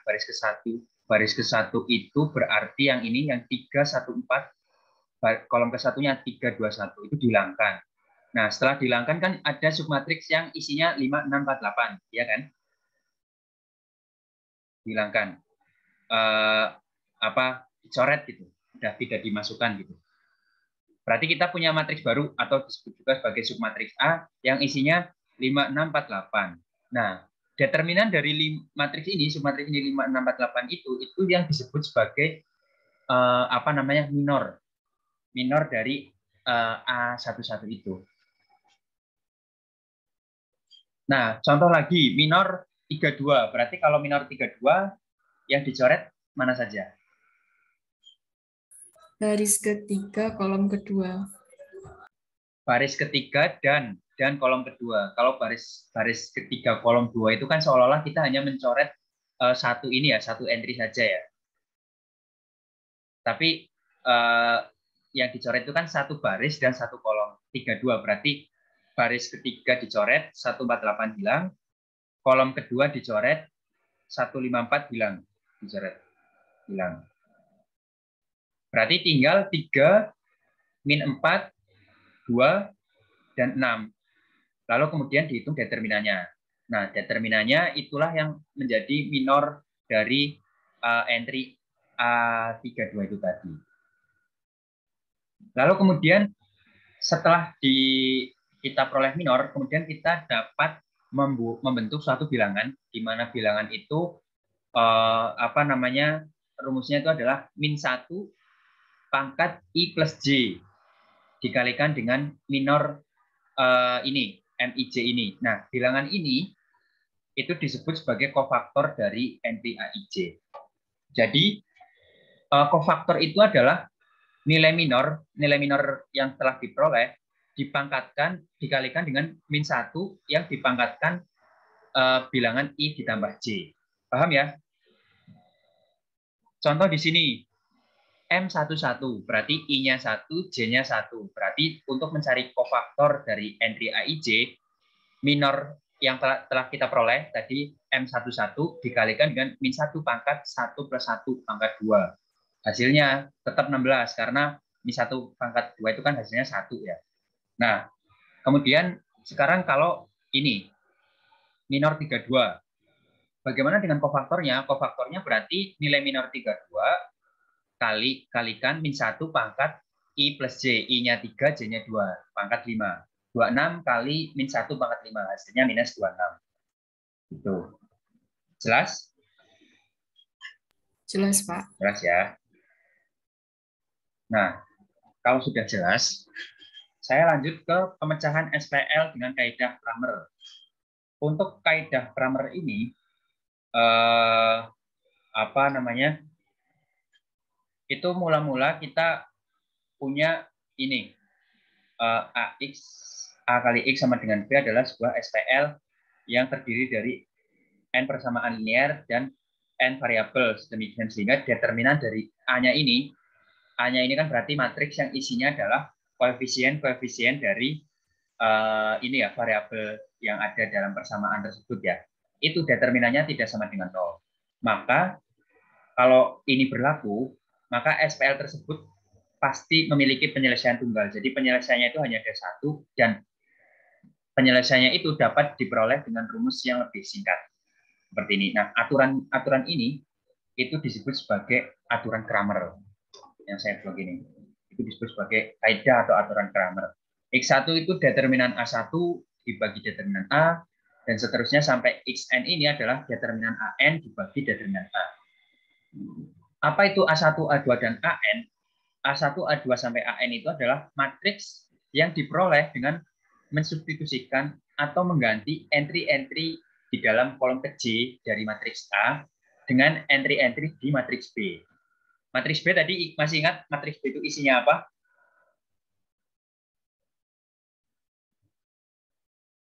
Matriks B isinya tadi apa aja? Matriks B yang ini isinya apa tadi?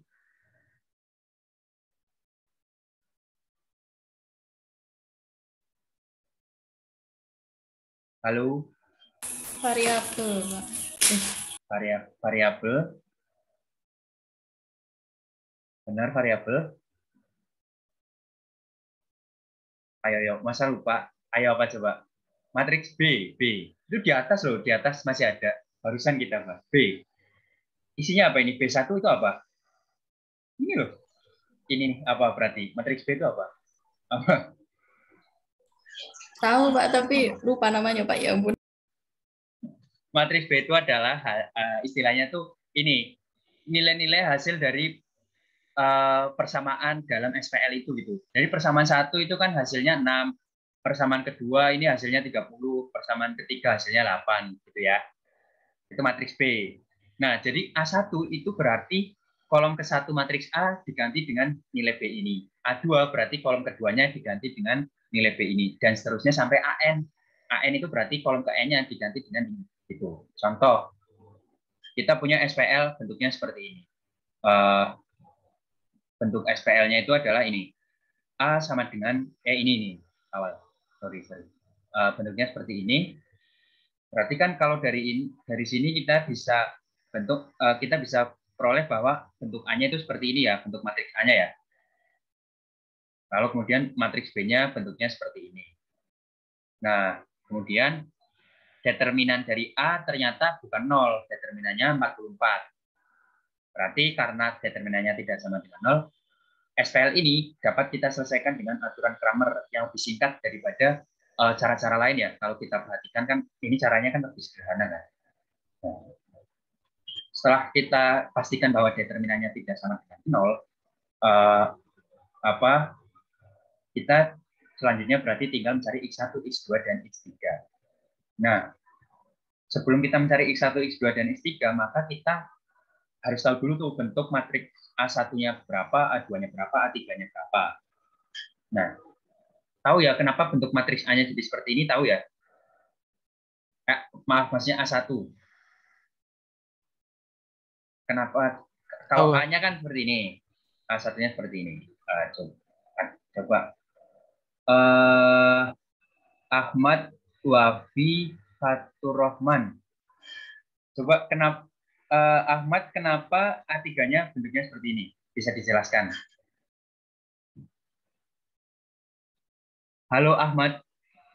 Iya, Pak. Ya, coba tadi kan sudah di atas kan saya ini ya saya jelaskan A1, A2, AN. Nah, kalau A3 ini bentuknya ini itu kenapa? Dari mana? Dari mana? A3 kok bisa dapat ini itu dari mana? Bukan bentuknya seperti bukan mengapa bentuknya seperti ini, tapi dari mana asalnya kok bisa A3-nya diperolehnya seperti ini gitu. Bagaimana tuh? Ahmad coba saya pengen tahu jawaban dari Ahmad.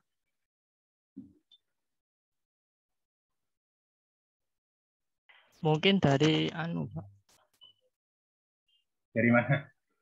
Mungkin harus yakin dong, masa mungkin? Ya, harus dari yakin. Nilainya A itu tadi. Iya, dari A ini.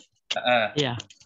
Ya, terus bagaimana cara untuk memperoleh A3 sampai diperoleh ini? Sampai diperoleh bentuk ini?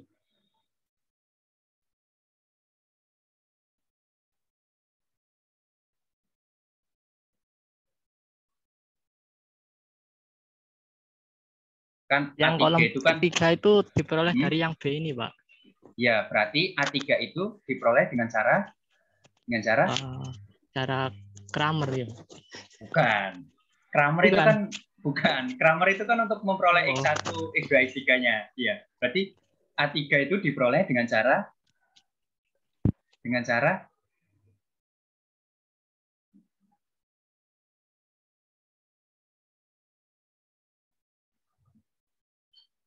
Aduh, Ahmad ini kayaknya tadi agak ngeblank nih, jadi lupa nih. Coba yang lain, saya. Iya, Pak. Seni Eka Oktaviani. Halo, Seni. Iya, Pak. Ya, A3 ini diperoleh gimana caranya? Bagaimana caranya memperoleh A3 ini? Kok bisa bentuknya jadi seperti ini?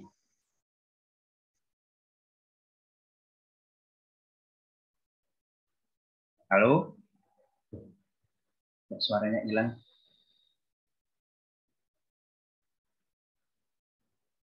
Halo? Halo, Seni?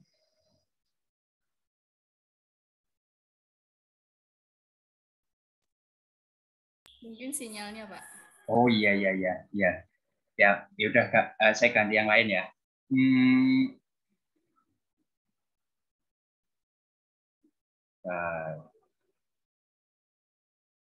Alfi Yuwana Febrianti. Halo Alfi.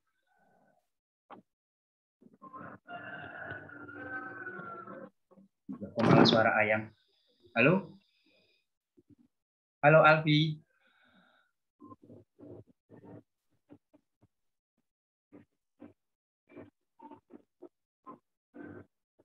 Oh, hilang. Coba. Jaringannya Pak kayaknya si Alfinya tadi. Oh iya. Saya ganti lagi. Soalnya keluar dari Zoom tiba-tiba. Oh iya.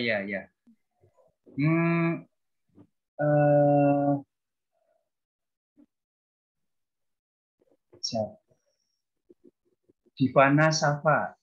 Ya ini kayaknya jaringannya stabil ya, nggak error ya. Oh Coba. iya, insya Allah Pak. Itu Divanda. A3-nya dapat dari yang kolom pertama itu dari A2, terus yang kolom 2 sama 3-nya dari A1.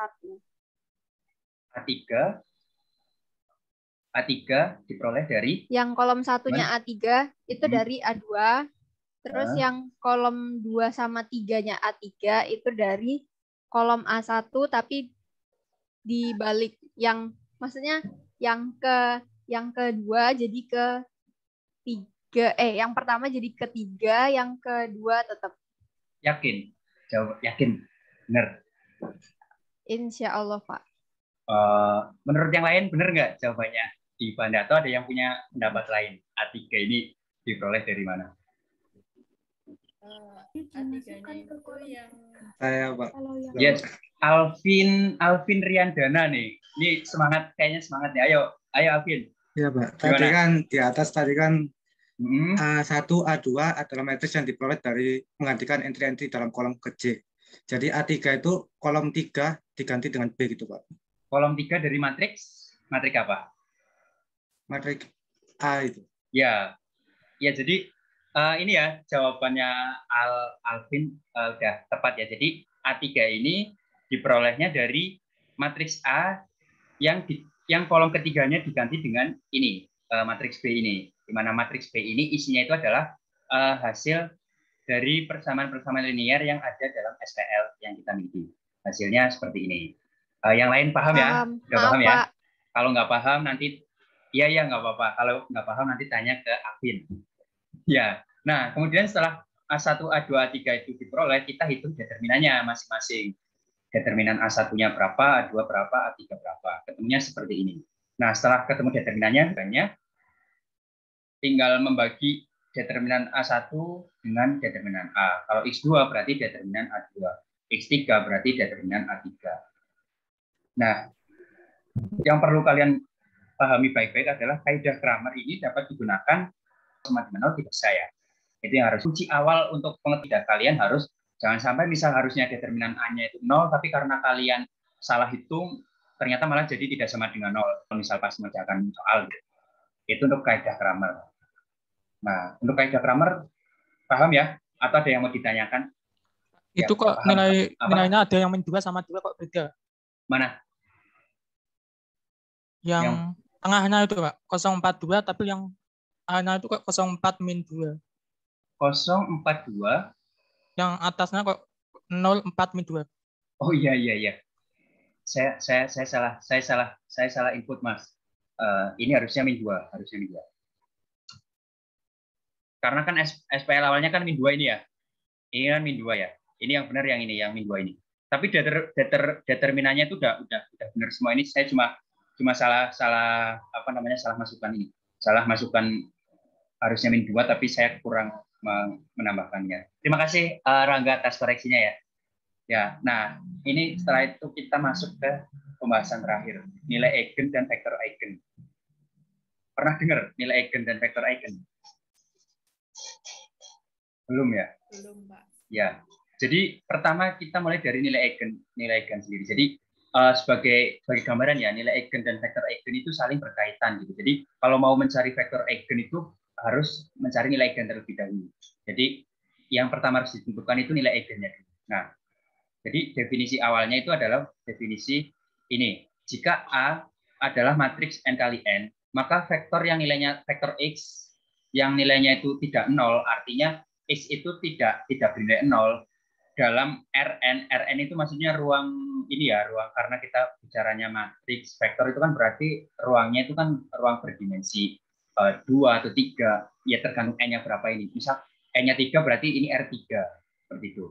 Dinamakan vektor eigen dari A jika A dikalikan dengan X adalah kelipatan skalar dari X, yaitu ini seperti ini, kelipatan skalar dari X itu kan berarti A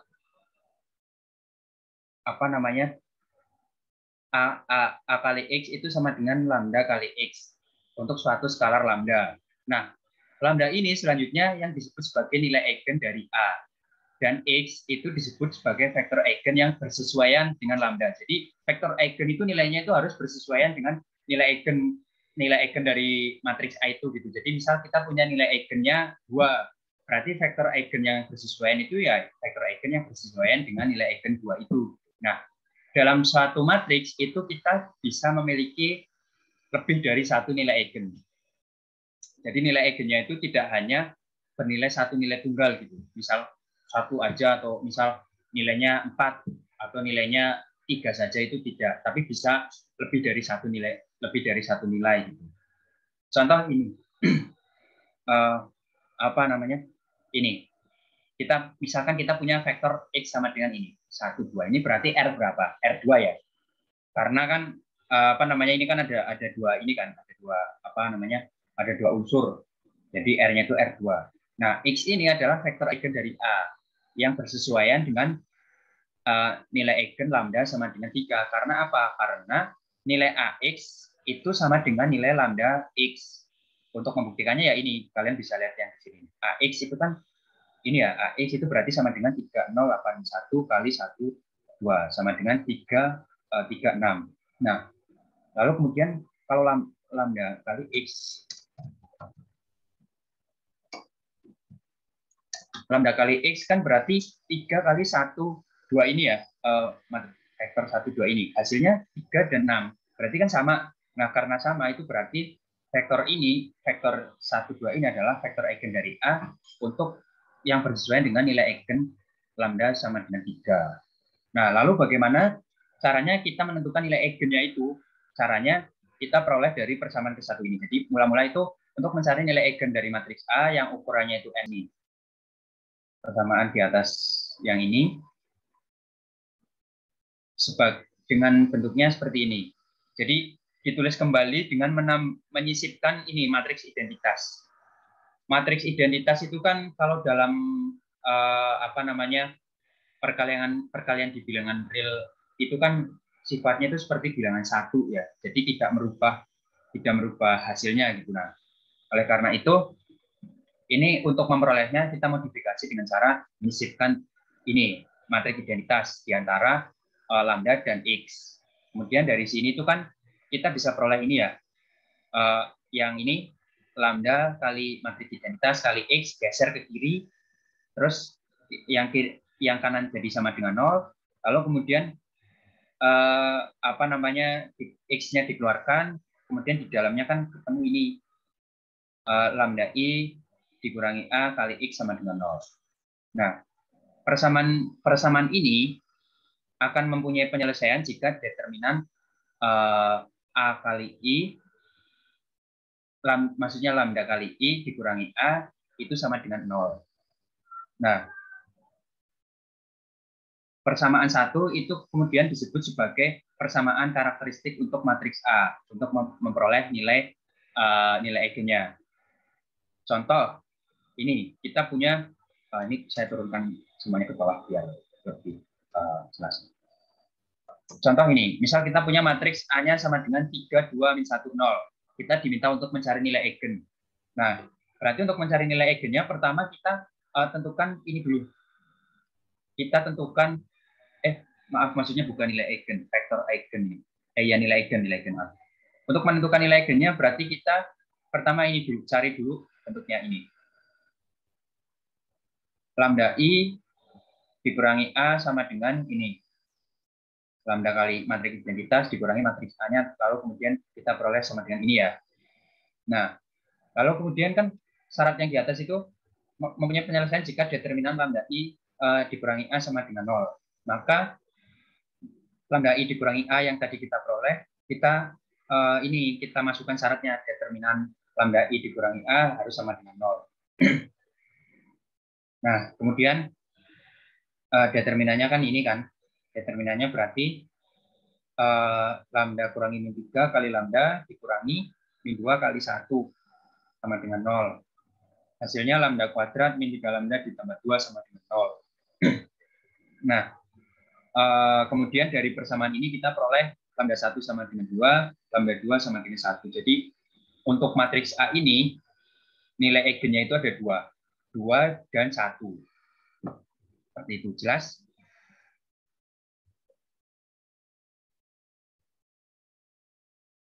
Jelas ya? Nah, kemudian setelah kita memperoleh nilai eigen, kita baru bisa menentukan vektor eigen untuk masing-masing nilai eigen yang telah kita peroleh. Jadi ini pertama, kita bentuk buat umumnya terlebih dahulu. Vektor eigen dari A itu kan diperoleh dari yang ini ya, dari yang persamaan ini ya. Diperoleh dari yang persamaan ini ya.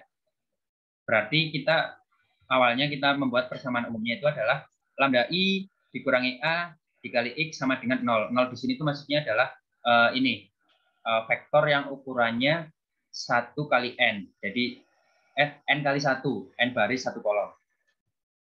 Nah, di sini kita kalikan, lambda kalikan dengan I, kemudian dikurangi dengan A, hasilnya ini, kemudian dikalikan dengan vektor X.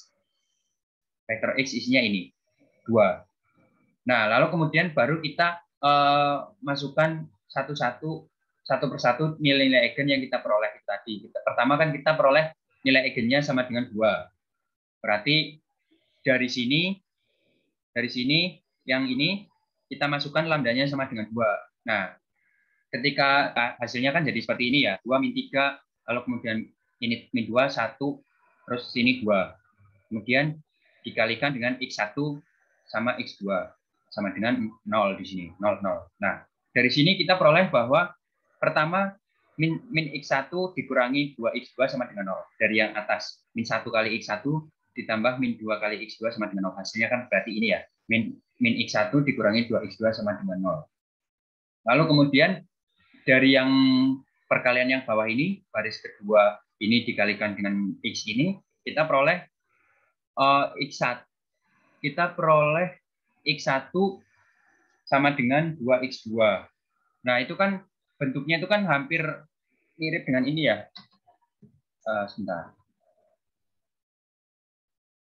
X1 ditambah 2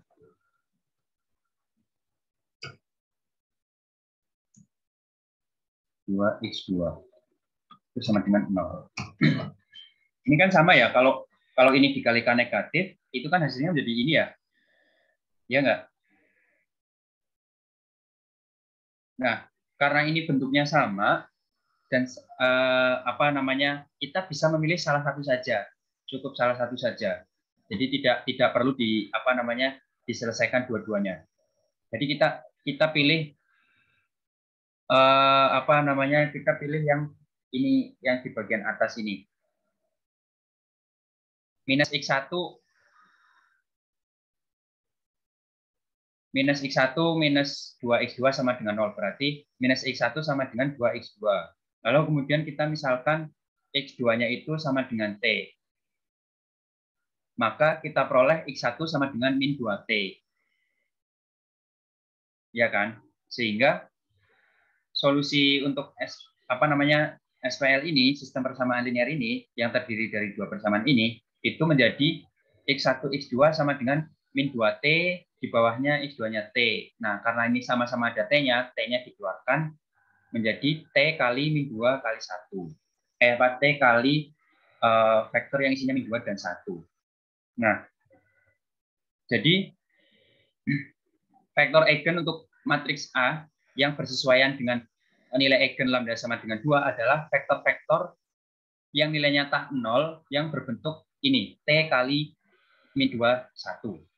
T-nya ini berarti boleh bilangan apa saja asalkan tidak sama dengan berapa?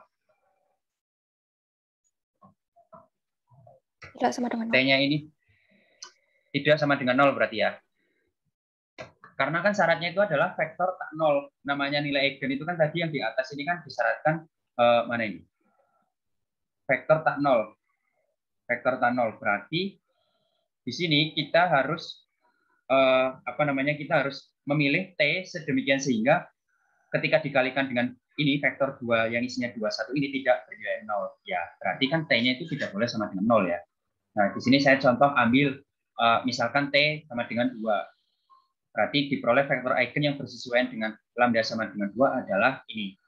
2 kali min 2 dan 1 sama dengan min 4, 2. Kita buktikan apa benar ini juga adalah vektor eigen dari matriks A tadi ya. Berarti untuk membuktikannya kita menggunakan yang persamaan yang saya kopikan tadi. Berapa tadi? A-nya ini 3, 2 min 1.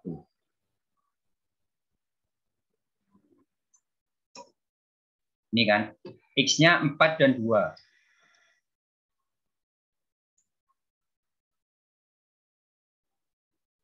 Sama dengan berapa? 3 kali min 4, 12, min 12 ditambah 2 kali 2, 4, berarti min 8 ya. Min 8. Bawahnya berapa? Bawahnya 4. Bawahnya 4. AX nilainya min 8 dan 4. Lalu kemudian di sini, nah tadi kan untuk yang X-nya min 4 dan 2 ini kan vektor eigennya bersesuaian dengan nilai eigen 2. Berarti nilai eigen yang dimasukkan itu 2 ya. Berarti di sini lambda kali X itu sama dengan 2 kali X. X-nya berarti ini, min 4 dan 2. Hasilnya sama nggak? Sama ya, min 8 dan 4. Karena terpenuhi AX itu sama dengan lambda X, maka ini vektor ini itu disebut sebagai vektor eigen dari matriks A yang bersesuaian dengan nilai eigen lambda sama dengan 2. Seperti itu. Jadi untuk lambdanya sama dengan 2, vektor eigennya itu tuh bentuknya seperti ini. Dengan T-nya itu boleh bilangan berapa saja. Coba untuk agar kalian lebih jelas, coba kita cobakan T yang lain. Misalkan T, kalian mau T berapa coba?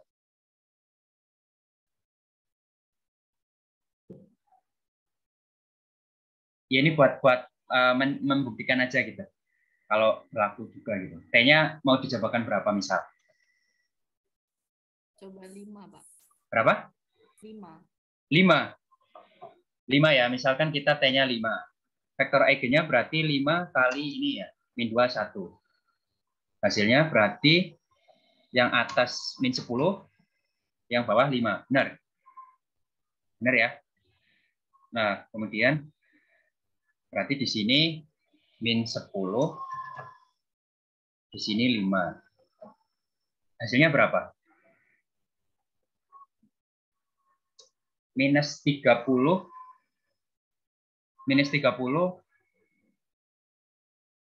ditambah 10, minus 20 ya. Minus 20. Bawah min 1 kali min 10, 10. Nah, lambda X, lambdanya 2, X-nya ini. Hasilnya sama ya. 2 kali min 10, min 20, 2 kali 5, 10. Nah, gitu. Jadi, vektor eigennya itu untuk yang lambdanya sama dengan 2 itu sembarang vektor asalkan dibentuk dari ini T kali vektor 2, 1.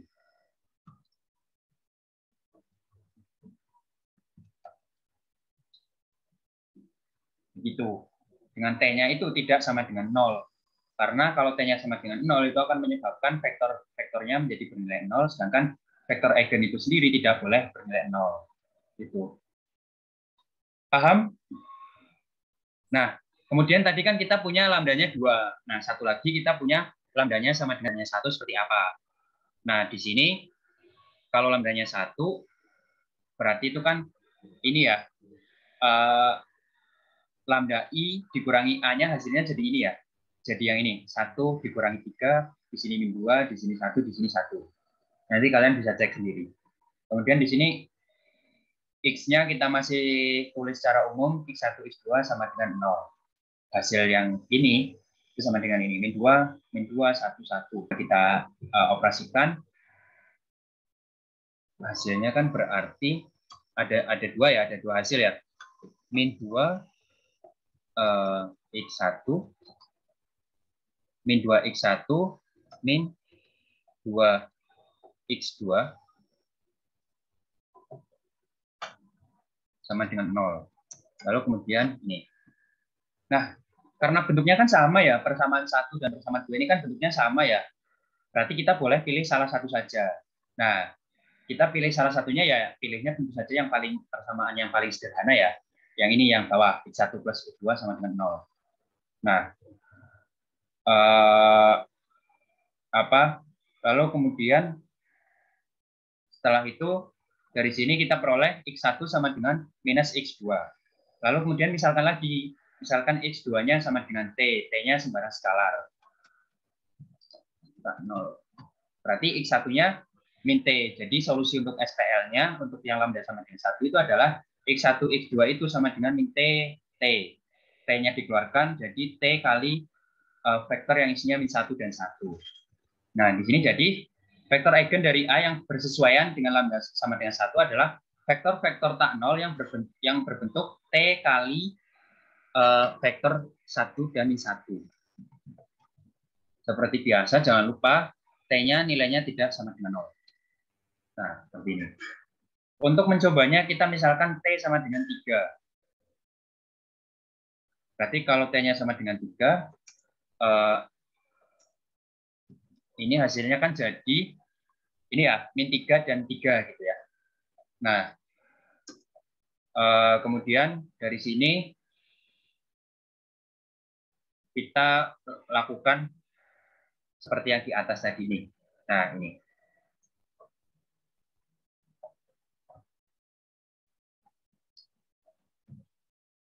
AX-nya berarti ini vektor matriks A dikalikan dengan ini ya, 3. Hasilnya berapa?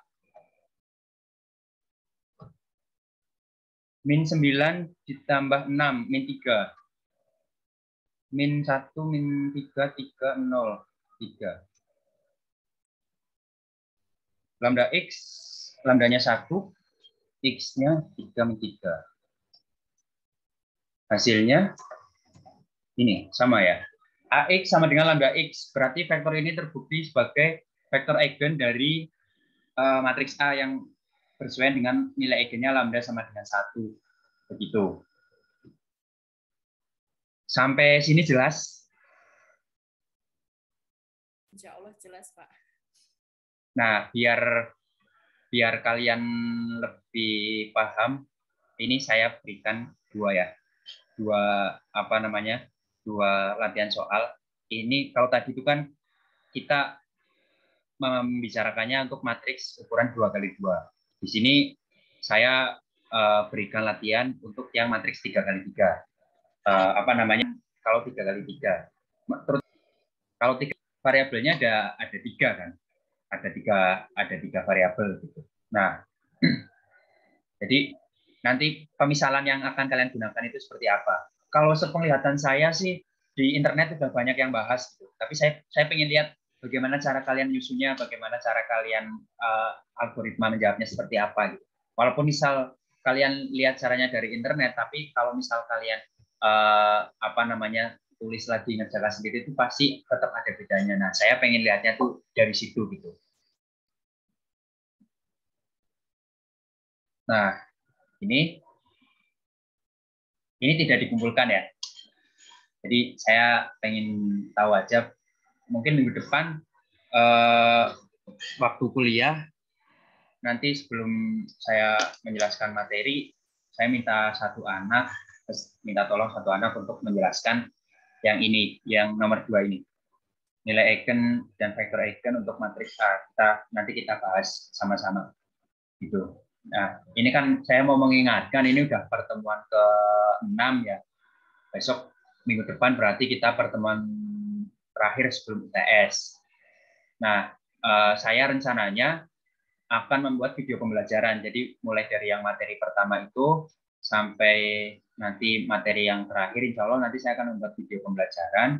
Nanti saya upload itu untuk semoga nanti bisa membantu kalian untuk belajar UTS gitu. Nah, kalau dari mengacu pada RPS, minggu depan itu kan harusnya kuis ya. Kalau nggak salah, pertemuan 7 kuis, benar. Nah, karena masih ada materi yang belum dibahas, yaitu materi tentang fungsi, hari Selasa besok kita tidak kuis. Tapi ya saya ganti dengan tugas saja ya. Ya, loh. Kalau misal minggu depan kita kuis, kita mungkin 1 jam setelahnya kita bahas fungsi gitu. Kita bahas fungsi secara sekilas. Nanti kemudian di UTS saya keluarkan soal tentang fungsi, itu kan nanti kan juga takutnya kalian nanti agak kesusahan mengerjakannya gitu. Jadi saya saya putuskan bahwa minggu depan kita tidak ada kuis. Nanti kuis untuk yang kuisnya saya ganti dengan tugas saja gitu. Kira-kira sepakat atau ada yang keberatan? Sepakat, Pak. Sepakat ya. Ya, jadi seperti itu. Minggu depan kita kuliahnya seperti biasa hari Selasa. Semoga tidak di-reschedule lagi ya. Kalau kemudian ada nanti tugas saya berikan di hari Selasa itu. Nah, jangan lupa yang nomor 2 ini tolong dikerjakan ya. Nanti saya minta 1 anak untuk menjelaskan hasilnya. Ya mungkin 2 anak lah untuk barangkali ada yang jawabannya beda buat dibandingkan. Gitu ya. Sampai sini ada yang mau ditanyakan?